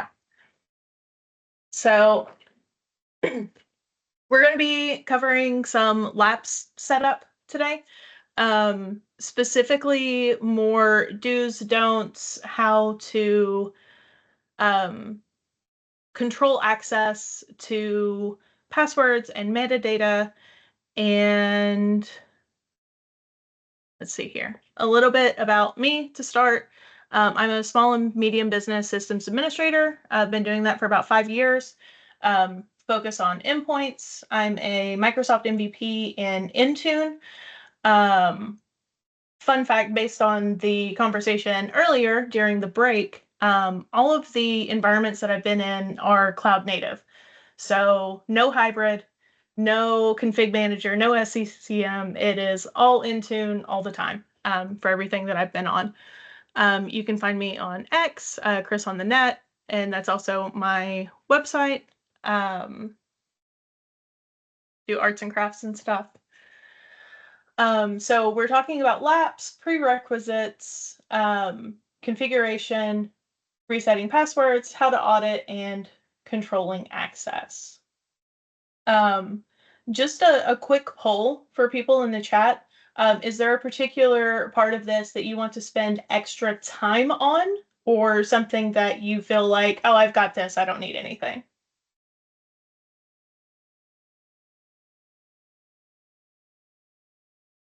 Now is your chance. No? Okay, cool. People are saying auditing, migration from on-prem labs to cloud. Ooh, okay. I don't have the information for migration in this slide deck, but I do have information in a different slide deck that I'm happy to share after the presentation on that migration. Let's see here. And why Laps as opposed to a third party? Because it's probably already included in your licensing and it's built into your portals. Let's see here, and recommendation for creating the Laps user, that is in here. So here we go. So most of us already know what Windows Laps is. It's the Windows Local Administrator Password solution. It basically takes an account that you tell it to use and recycles that password when it is used, and on a regular, ongoing basis. Jared, did you have a question, or was that an accidental hand raise? Claps. Cool. It can be used both in fully Intune environments, in hybrid environments, etc. It was brought into the new version of Windows Laps, went into public preview last year, and it's now in general availability as of the end of last year. And this bakes Laps directly into the Windows operating system, as opposed to being a program that you have to send out. It does an automatic key rotation, anywhere from every 1 to 7 days, and upon usage of the password on an end user device. I apologize for the dog. So for prerequisites, basically you have to have the April 2023 updates. Dear goodness, I hope you have those already. You have to have an Intra ID license. It's included in the free license.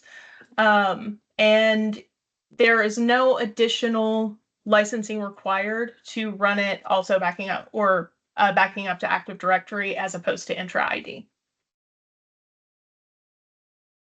For configuring, you want to make sure that you are not using the built-in administrator account. It has a well-known security identifier that is really, really, really, really easy for somebody to find, and possibly get into your system. And that's not what we want.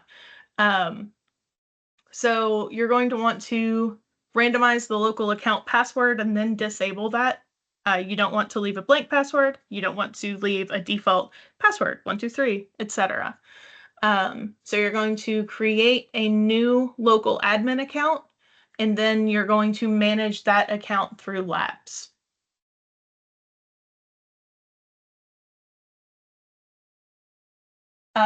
There are a couple of ways to create an account badly. You can use the policy CSP, but that transmits a password in clear text, which is not really what you want to do if you are at all worried about packet capture, which you should be. If you go into the endpoint protection policy under endpoint security, account protection, and local admins, it looks down here like you can add a user that way, but all that does is it queries the users that are already on a system and changes their accounts. It will not actually create an account this way. So what we'll want to do there is you can create this password using a proactive, or this account using a proactive remediation, and get it set up that way, and then use this endpoint protection policy to remove other admins that are already on a local machine. If you're doing this, say, where a user has a second account that is a local admin account, you can go use this to remove those and make sure that your local administrators group on the machine is only the administrators that should be there. Are there any questions so far? I know I'm sort of just going off to the races on this. And I want to make sure there aren't any points that anybody wants to spend a little bit more time on. All good? Cool. Thanks, Bowser. So to do a password reset on the device, you can do the reset lapse password. If you're manually cycling, one thing to keep in mind is that if you are resetting through the device page in the Intune portal, it will only go through on a device restart. So if it is outside of its normal reset cycle and it hasn't been used, and started a reset cycle from that, it will be the next time that the system reboots.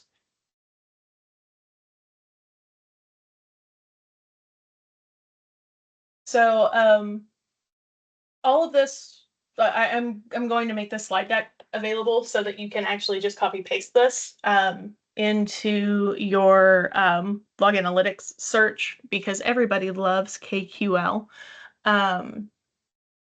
So this is where you can get the audit logs for any password retrieval.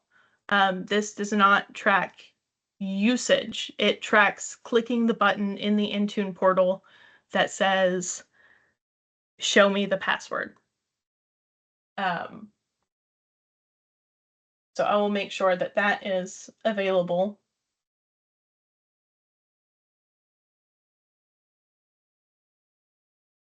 And then there are some roles to keep a track on. These are the default roles that are able to do certain things. So for creating a lapse policy, of course, the Intune administrator, an intra ID, and then the endpoint security manager in Intune. If you are creating a custom role, the security baselines will be what's needed. For rotating the password, again, the Intune administrator. Let's see here. And within the custom roles, you'll need all of the read managed devices, read organization, and rotate local admin password for remote task. To view the audit logs that were on the previous slide, you'll need either Intune administrator or read-only operator within Intune.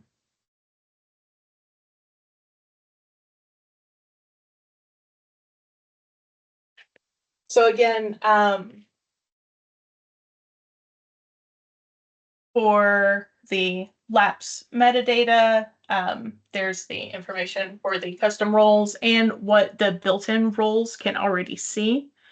And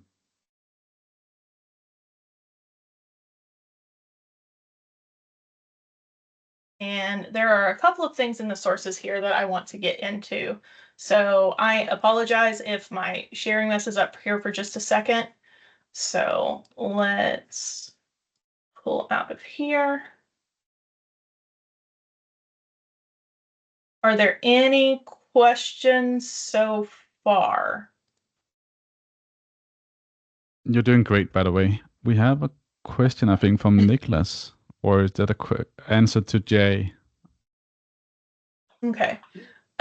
So the official recommendation from Microsoft is disable that local admin account. That is here. Yeah, it was And I not. linked the Windows Learn Yeah. page there. Yeah, it was not really about the local administrator account. I've just seen before that the MDE dashboard shows that it's still the legacy labs recommendation. So I was just not sure if it was updated with Windows Labs, the new. Okay. It was. That I am not sure. Let me see here.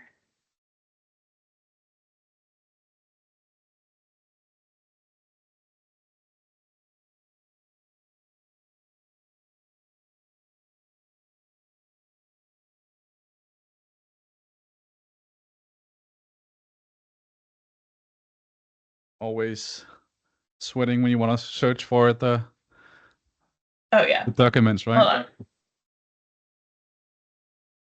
Yeah, I was pulling up the information on. I'm going to share a couple of slides from a previous slide deck right here. So I apologize. They are not in the correct background. But for migrating from legacy laps, so the official Microsoft solution, and then from cloud laps, I've got information here that I can share for everybody as well.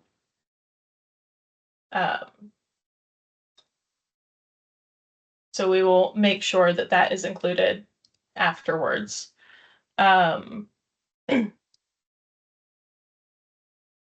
old laps that client is not functional. That's my understanding, Steve, is that they are not.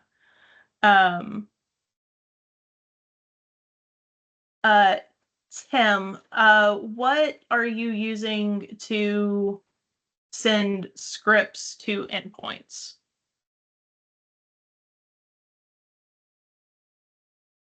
Because that will affect what I recommend.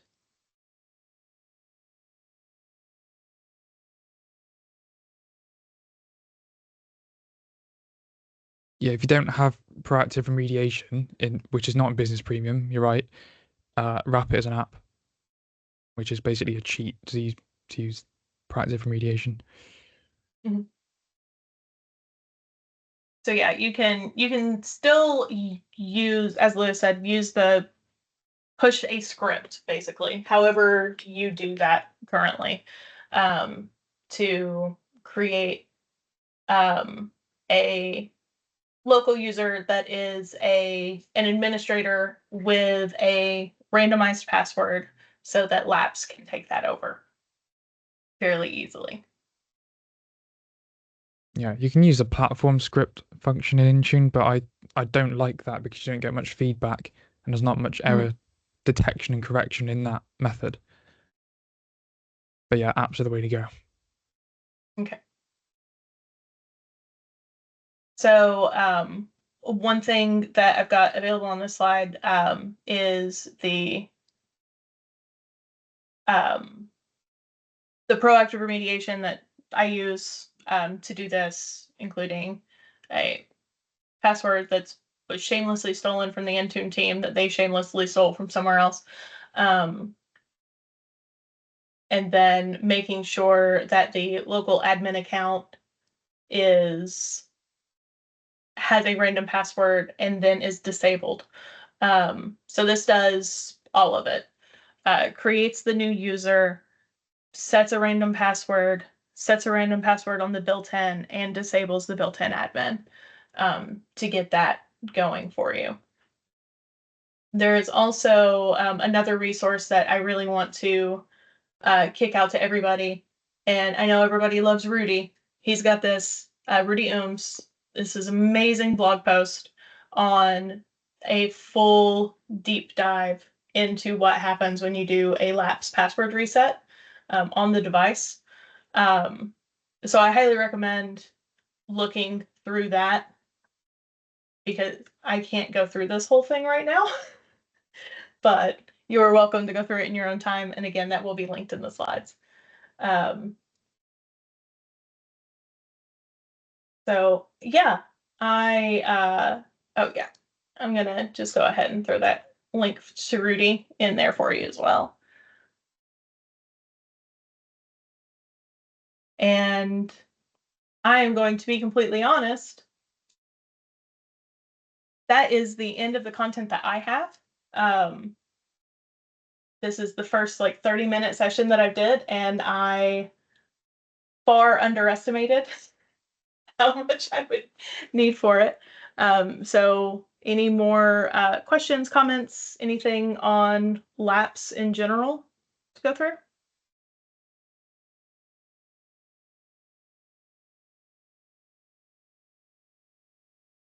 And don't worry about the time you used. It's all good. Give time back to the people. Yes.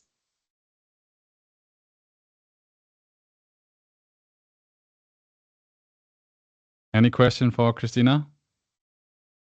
Troubleshooting tips for passwords not being sent back to Intune.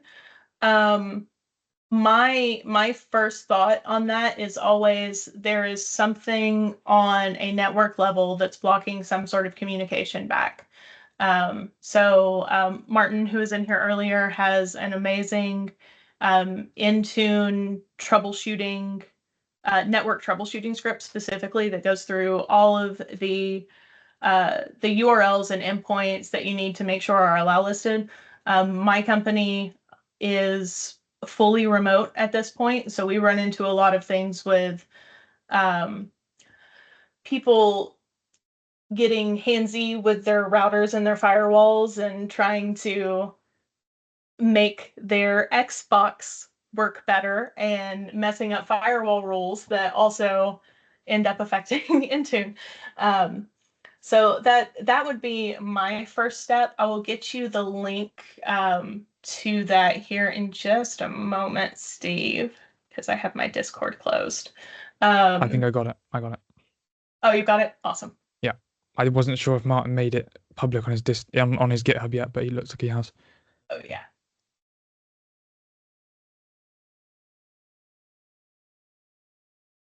I have a question, Krystina. Yeah. How did you get so involved in labs? Honestly, it was my last organization. We were cloud native, Intune native, no local administrator password setup when Laps went live last year. So it's like, okay, let's just go for it. Like day one, we are rolling it out. And I was the only Intune administrator there, so it was all on me to do it. And then the org that I'm currently with, sort of the same deal, where there was a cobbled together solution previously. So I come in and I'm fixing our Intune environment at this point.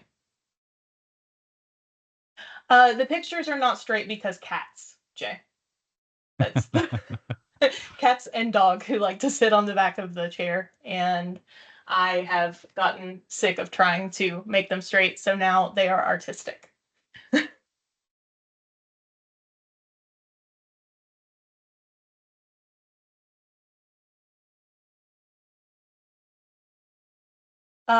Lee, the auditing to see who is using the Laps account would probably be more so looking to see who retrieved the account password. And that would be these audit logs here. Let me see here.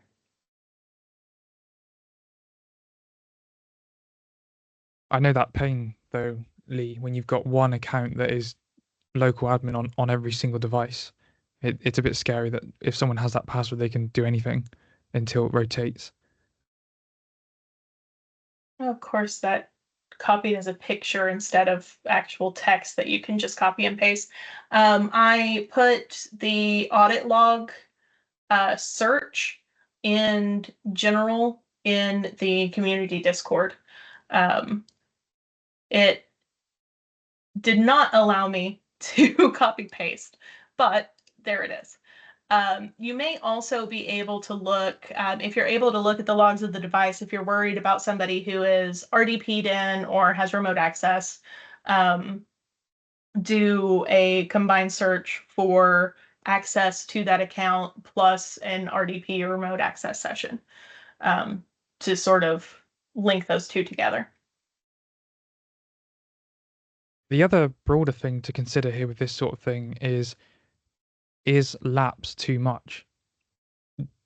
Should the users really have something like endpoint privilege management instead? Because the local admin access, and this is a bigger conversation, that allows the user or whoever is on that device to do anything to that device while they've got that access, including removing security tools.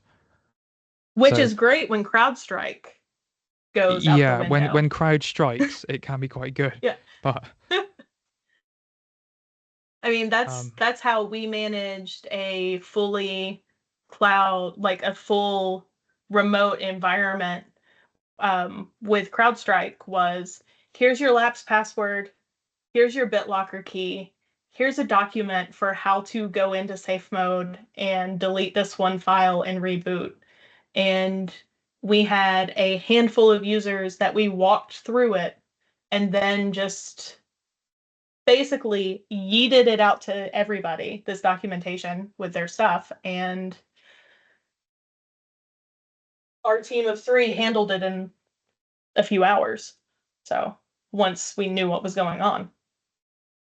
yeah, it's definitely worth a discussion in your business as to why people need that access. Because if it's people needing software, then that should go Mhm. through Company Portal and that should go through Intune and it should be patched in a different way.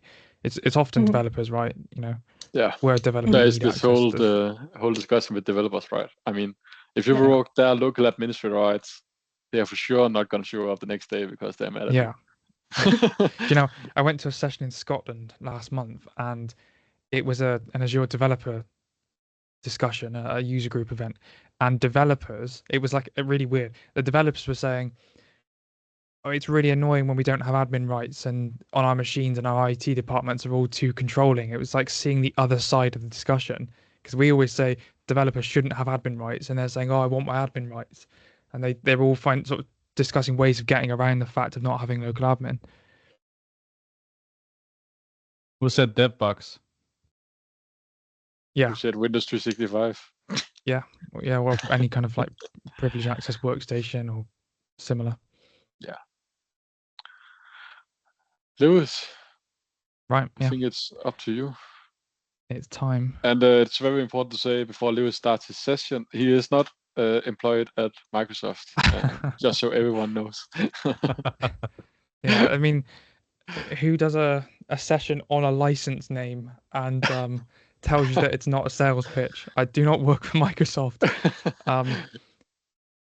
A couple of years ago, I kind of locked myself in the box of the Microsoft space, and we were moving customers from on-prem solutions to cloud, and then people started working from home, and I kind of thought, well, there has to be some solution that allows this without that business being an enterprise.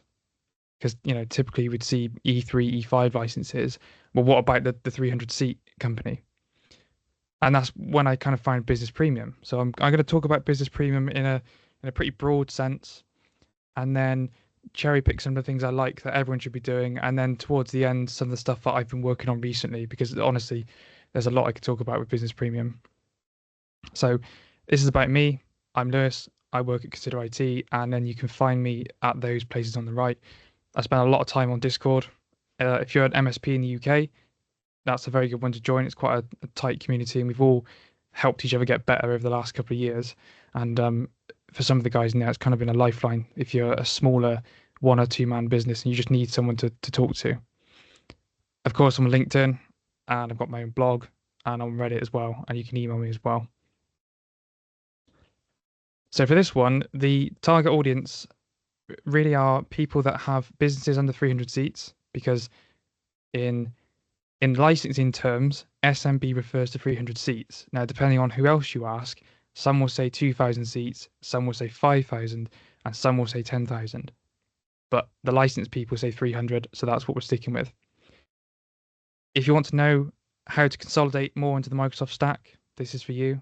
There's a lot of problems and difficulty that can arise by having a massively spread stack, because you've got to find people that know how to work that stack, and hiring can be difficult.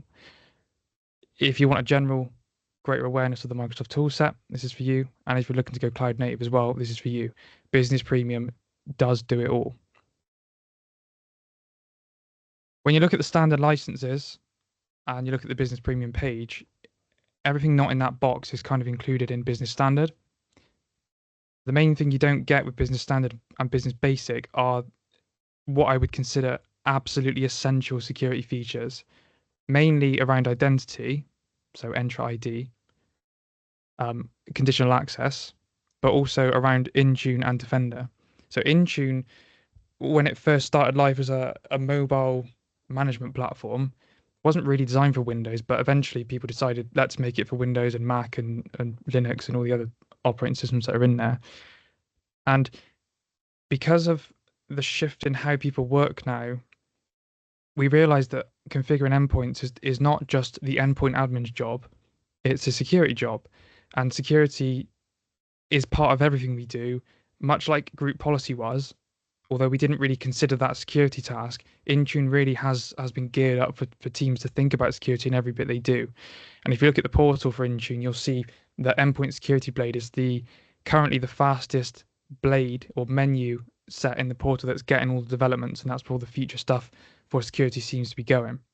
So it's a huge security tool, and it can do an awful lot. Same with Defender. I mean, you get enterprise grade AV and XDR in a small business license, which means you don't have to buy something third party. I'm not going to talk about Purview in this session because honestly, for me, that's the last step a business can and should consider, because so much of what you can do in Purview can be easily bypassed if you don't have your identity set up properly, you don't have Intune set up properly. Defender is kind of like a last step, right? Your attack line, if something gets into your business, you want it to be prevented by a good policy. But if it gets through all those things, Defender's there as a backup. That's how I see it, and that's how I always recommend people configure their environments. It should be config is king, don't rely on the AV doing all the heavy lifting. Looking at M365 Maps, which is a community-run website and may not be fully up to date, it gives you an overview of what's in every license. There's some really cool pages on there. It's really useful if you do pre-sales and you need to quickly see if things are included. To try and highlight quite what is included in Business Premium versus Standard, I've put the differences on the screen here. You get Defender for Office 365 Plan 1, Zero Will, which is the anti-spam product. You get Defender, you get Entra, you get Intune, and you get even more stuff here as well. It just keeps going. You can manage BitLocker, you can do laps, as we saw in that last session. It's amazingly powerful, and I really think that once you've got this set up properly, you don't need to go anywhere else for third party, unless you've got a really special operation or very, very specific needs. If we look at the security stack in Business Premium, you've got 3 areas that I'm going to focus on right now, which is users, devices, and email.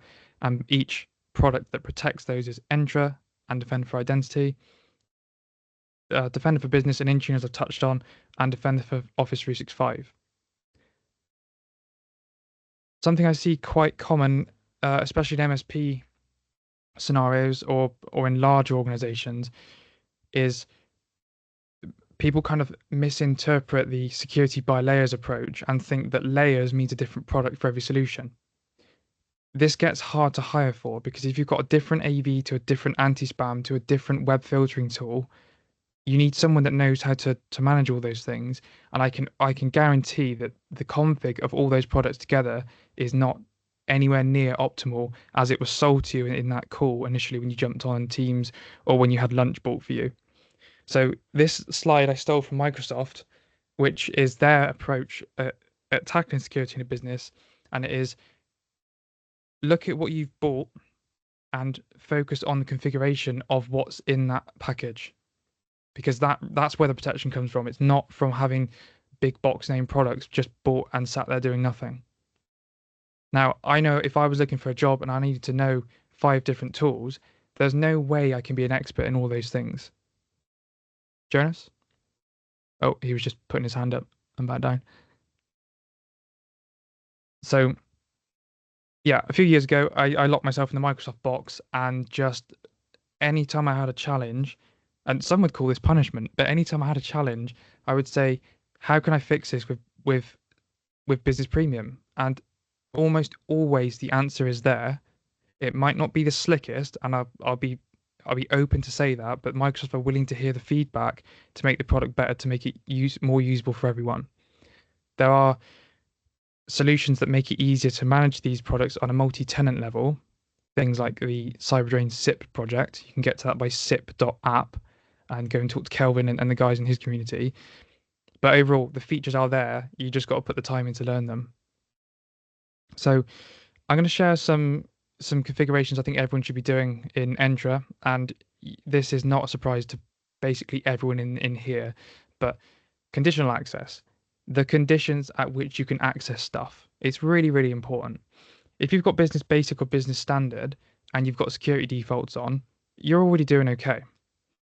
But security defaults leave you at the mercy of Microsoft's controls, and they're not the ones who own your business or the data.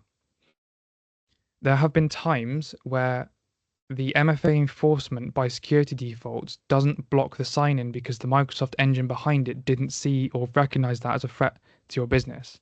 It has no awareness of your business. So what that means is, in reality, a login can be allowed from a country where your users don't have any business or any users. That could be seen as a risk. If they know the password, then that's a breach.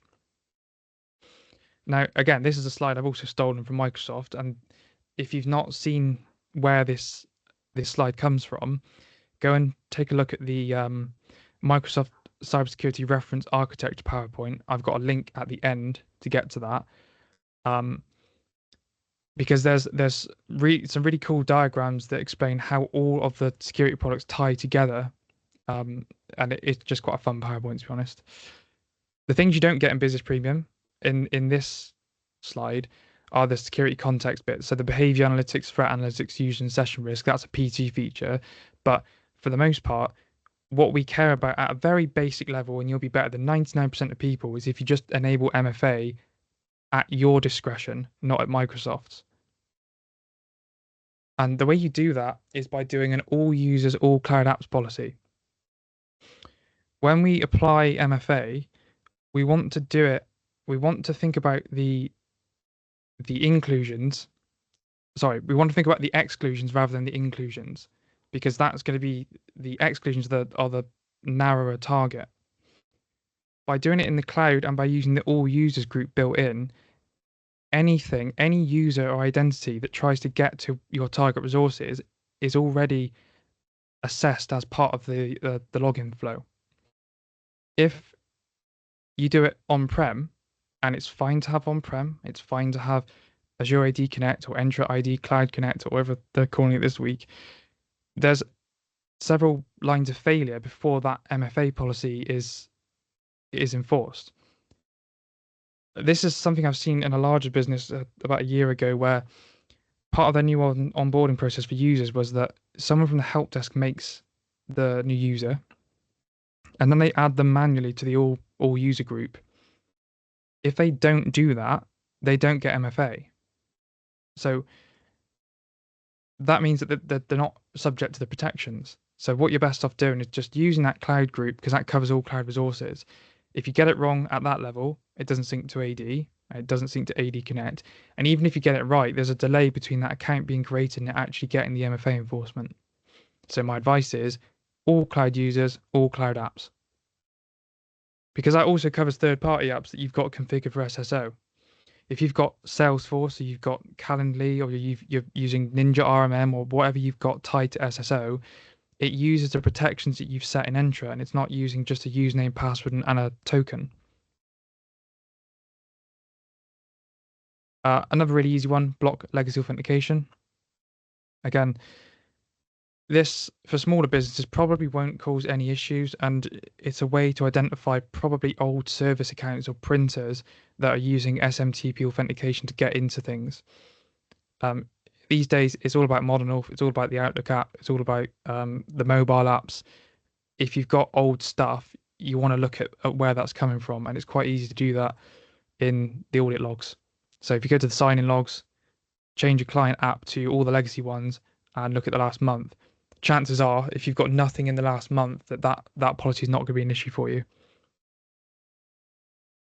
And by far, my favorite CA policy is require compliant device. In the previous sessions, we've talked about the token theft. This, if you do anything, this is the most powerful MFA policy you can make with just a few clicks. What this says is the user can only get to all the cloud apps if they're coming from the device that is marked as compliant.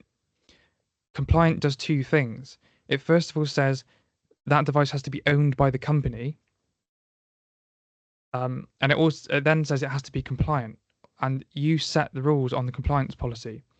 So here's a compliance policy that I used a few years ago. We're saying we want the device to have BitLocker, we're saying we want the firewall to be on, and we're saying we want the AV to be on. If any of those conditions are not true, that potentially compromised device is blocked from having access to the company data. Then you can look at the reports and see what's not compliant. If you've never used this policy before, or you've never looked at these things, you might find that in Intune you've got loads of devices that are not compliant, and it might take a few weeks to iron those kinks out. And that's fine. That's perfectly normal situation to be in. The main protection here is we are stopping devices that don't belong to the company from accessing those resources. There's a question. What's your recommendation for compliant policies? Do you separate? Okay, I've kind of changed my mind on this based on some chats with some other people, mainly James Robinson and Maurice Daly. If you have a look at if you go to openintunebaseline.com, there's some really nice pre-made compliance policies that are split out into different sections. There's one for device health, one for user health, and other bits and pieces. I recommend to do that now because it makes it easier for your admins to troubleshoot exactly what they need to fix for the compliant policy. Because a device is not compliant if anything is wrong with it. And so it takes some time to work out exactly what setting is not compliant. If you break it down into smaller chunks, it just speeds that up. Back to this slide. Let's imagine our Contoso M365 tenant is where all the company data is. And my corporate device, which has got a firewall, as you can see. It's got UAC, it's got BitLocker, it's got biometrics, it's got all the things. It's got a SOC team looking at it. That has access to the tenant. If you don't require a compliant device, a personal device or an attacker's device has access to that tenant. So if somebody gets a phishing link and they click it and then they approve MFA, that attacker has just stolen your login token. Slightly harder if you've got number matching, but the point still stands. You should only let corporate devices access corporate data, because the second that an attacker finds out that you are not securing your identities and devices with that conditional access policy, they will take the path of least resistance. I'll put the link in now. So that link I put in chat requires quite a fair bit of consideration, but if you're looking to get started with Intune and you need a set of policies to do that, go and check out that, because it makes life so easy and it's always under development. So looking at devices, we've got Defender for Business and Intune. Defender for Business is really, really good. I remember years ago, you would have been laughed out of the pub if you said, I'm going to use Defender for my business. That's if you talk about Defender and antivirus at the pub. But in recent years, Defender's actually really good. And through the years I've spent doing consulting, lots of people are moving from some of the bigger players towards Defender. It's really quite robust. I wrote a blog recently about attack surface reduction. You don't actually need Defender for this. It's a Windows feature. But what Business Premium lets you do is monitor those policies so you can start taking actions on them. Some might ask, well, what is an attack surface reduction policy? What is it? There are a list of predefined actions that Microsoft have come up with that they like to block because it's a path through common exploits. These are not based on the files that are taking that action. They're just based on the action. So, if a known bad file is detected, that's an AV problem. If a known bad action is taken, that's where ASR kicks in. So let's imagine that someone gets an email and it's got a PDF in it. They open a PDF, and in that PDF, somewhere in the background, it tries to install a remote access tool that the attacker has embedded. For whatever reason, the defense suite you've got so far, all those layers of that security onion everyone talks about, have not been affected, and it's got on to the device, the ASR rule will block that action. There's really no drawback to enabling these or even putting them in audit mode into any environment, even if you don't use Defender. If you look at the ASR reports, you can see the rule name in the middle there and what file has triggered that block or the audit. And the aim is to get all of these reports to be completely blank, so the stuff that you see is the unexpected stuff. If you know your business uses FortiGate or it uses Ninja or it uses an Office add-in, of course you need to exclude those. But ASR is there to protect the stuff you don't know about. It's quite easy to get the exclusions as well. I detail this quite a bit in a blog post I wrote. You just get the exclusion paths directly from the portal if you're a business premium customer, and then you can put those into the paths in the per rule exclusions. A note about ASR exclusions is that if you have an Intune managed device, that's the only way you can do a per rule exclusion. So if you use RMM or you use PowerShell or you use GPO to manage your device, whatever the exclusion path you put in there applies to all ASR rules. I don't like the sound of that, because if you've got a very specific Office add-in that lives in a certain place and somehow that gets compromised, you're letting that be allowed for all 15, 16 rules. So click the link in here, or someone's just put one in the chat as well. Learn about ASR rules. They're really, really powerful and they're quite easy to get started with. There's literally no reason you shouldn't have them all in audit mode right now. The next one I want to talk about, which I've also written a blog on, is limiting the extensions that are used in browsers. First of all, limit the browsers in use in your business. Nobody should be using SeaMonkey or Brave or anything that's random and unsupported. They don't have enterprise grade policy management. Edge is already there. Firefox is a good second test. Chrome, I struggle to see a business requirement for Chrome because Edge is essentially Chrome for the business. That's besides the point. If you allow people to install any extensions they want, you might notice that when you install extensions, it will tell you this publisher needs access to all these things. Okay, yeah, fine. Yeah, you can send my data, you can take screenshots, whatever. That's business data. That could be the breadcrumbs that someone needs to eventually compromise the business. And I've used Grammarly as a screenshot because I saw a while back they changed their terms to say that anything that's checked by Grammarly is essentially Grammarly's property. I don't know if that's still the same. I remember seeing a lot of stuff on Reddit about it a while ago, but it should be a wake-up call to people that you want to be blocking extensions in the business. Now, how you do that? It's in Intune. You start by blocking all extensions with the asterisk, and then you just list the ones you want to have. It's kind of that. It's just that easy. I'm seeing some stuff in the chat here. Remember to disable the built-in password manager. Yeah, I mean, the built-in password manager, I'm in two minds about it. If your business doesn't purchase a separate password manager, like Keeper, 1Password, Bitwarden, I quite like the built-in one. It's better than having the same password for all the services. Would you recommend the baseline for Edge, or do you prefer make your own? I make my own, but I start with the OpenIntuneBaseline.com one, which is more flexible and easier to manage in my view. I want to be able to create an add-on store like the company portal with Chrome. Yeah, I'm not. That's a good idea. I'm not sure if that's possible yet. What do I do with the passwords.txt on my desktop? You can put that in the recycle bin and forget about it. The last thing I want to talk about when it comes to browsers is, this is mainly a kind of attack on Chrome, but there's a good reason behind it. You need to stop letting people sign into personal accounts on work browsers.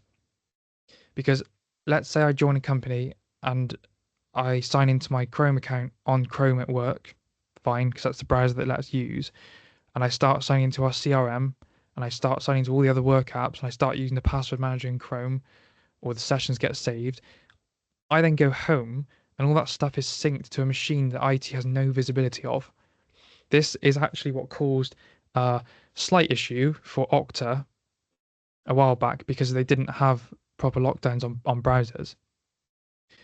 Now these things I've talked about in terms of blocking browsers for work use and restricting company access to company devices. Those are not changes you can make overnight, especially if you've got a C-suite team who kind of use their one device for everything. This starts as a conversation about business security, but once people get the idea of it and they come on board with it, they'll fully see the advantage of it. And it's a move that I've helped lots of businesses make, especially with Chrome. I remember being at MMS, which is the Midwest Management Summit in the US, and there was a Microsoft AMA, and the room was pretty full. And I said, look, anyone, I'll give you a drinks token if you can tell me why Google Chrome is needed in a business. And one guy said, well, because we need Chrome extensions. And then obviously the answer, because we know this, is to enable the Chrome Web Store for Edge, or see if there's an Edge extension for it. I made a LinkedIn post a while ago as well about having fewer apps in your business reduces the risk anyway.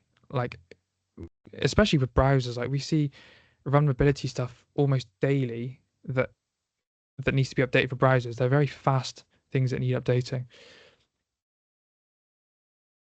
And a few bits around email. So again, Business Premium, you get Defender for Office 365 Plan 1. Plan 1 enables you to have safe links and safe attachments. Those are the technologies that do essentially the similar role of third-party systems like Mesh, for example. It scans the stuff that's coming in.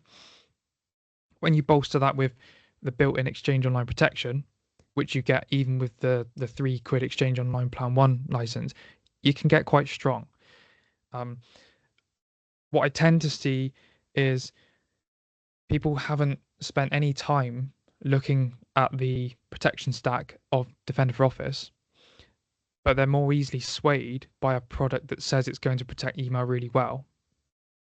Defender for Office and Exchange Online Protection can do that. And from my knowledge, they were one of the first big players to have QR code detection. When was it called quishing or whatever they decided to call it, was a thing about a year ago. They put a post out to say we can now detect the content of that QR code, and then that URL scanned by our database of bad URLs. So people need to give it more of a chance and go and have a play around with it. I'm not going to go over safe links and safe attachments. They're kind of like the poster features of Defender for Office, but I'm going to go into something that I did recently for a client who had an archive file delivered to them that shouldn't have been delivered, and I wanted to put an additional barrier in place for that. By default, if you look at the anti-malware policy, they'll recommend to turn on the common attachments filter. And when I say they, I mean if you look at any kind of framework that tells you how to configure Defender for Office, they say, yeah, you must turn this on. So there's like 50 different file types that are blocked. But when I looked in that, there wasn't every type of archive file. I don't necessarily want to block all archive files, but I would like to give people the chance to consider whether that is something that should have been delivered to them. So what I did was make a custom rule, which is a higher priority, that just says anything that is an archive file, send it straight to quarantine. And then what you can do on the back of that is make sure you've got a quarantine policy that lets the user do their own release. So we're not blocking it, but we're putting an extra security step in place where it's not just a normal email. This is an archive file because whoever you're working with isn't sharing stuff through OneDrive or Dropbox. They've decided to send the whole thing as an email. Are you sure that you were meant to receive that? It could be a sign of someone being phished on their side. So it's just about putting up another barrier so that people can consider whether or not that was a legit email.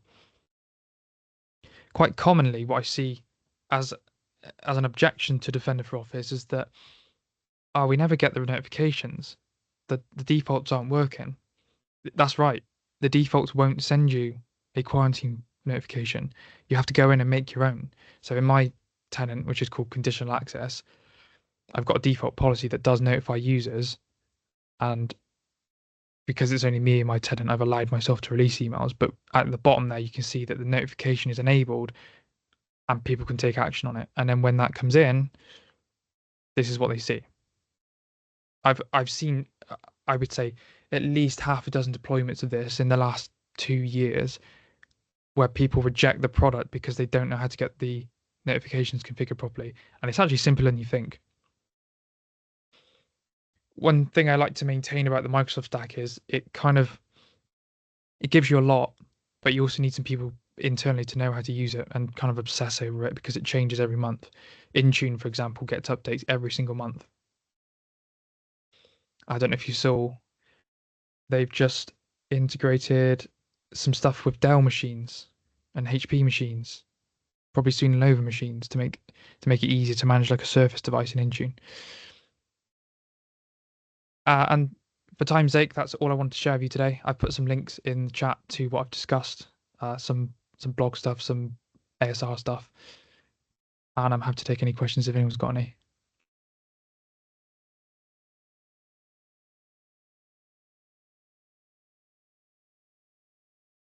Yeah, the names change a lot. Yeah, maybe this is a hot take, but I think the Entra change, the Entra name change was actually really good, because anyone who's consulted from Active Directory to Azure Active Directory, and then the first thing they have to tell the customer is, by the way, these products are nothing alike. It needed a name change.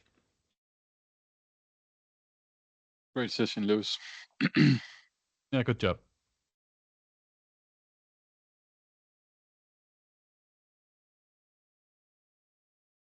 All right. So, any questions for Lewis?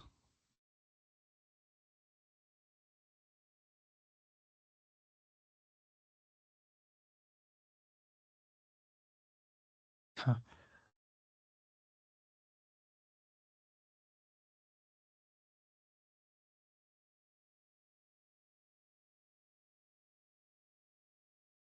All right, guys. So this was, I think we're up at the 3-hour mark right now. We did start early as well. Are you still sitting comfortably? Thinking about buying a new chair, perhaps. Yeah, I've been standing up a little bit, walking around, having my headset on. Okay, so that was 3 hours and 18 minutes. Good job, speakers and members, attendees. Anything we want to add on this page, on the last edge? No, I think if you want to be a continued part of the community, make sure to jump on the Discord. Matt, there is a Cloud Hour event monthly next week, so make sure to join the Discord and join the Cloud Hour next week. And of course, we are not only there monthly, once a month, but we are there nearly once, or at least a few times each week, right? So it's not once a month that we have these conversations or discussions. So make sure to join and get involved with the community. Yeah, we did have a special session about VDAC. That's true. Yeah. All right, guys. I just want to say that thank you to Lewis and Nicklas for helping out as a team. It's been awesome. And I'm looking forward to do our next event together. And not to forget the speakers. Without the speakers, this wouldn't have been possible. So thank you to Jay and Krystina for coming on. And Jannik. And Jannik, of course. Sorry. And Jannik. Okay, that's it. Connect with us on the Discord. Follow the event tab. We will be doing, as Nicklas said, multiple other things. We have exciting plans, as Lewis said earlier as well. In-person events. One of these events again. And yeah, thank you for keeping it polite in chat and supporting all the speakers with your clapping emojis or hearts or whatever you clicked on. Jonas, I actually thought you were going to say thanks for keeping it real. As you were saying that. Yeah. I tend to say something on the mic that I shouldn't be saying all the time. But yeah, let's keep it. It's been awesome, guys. Let's keep Thank it you real, for guys. attending. Yeah. Let's keep Have a it great real. evening or day for those. Thanks, everyone. Bye-bye. Bye.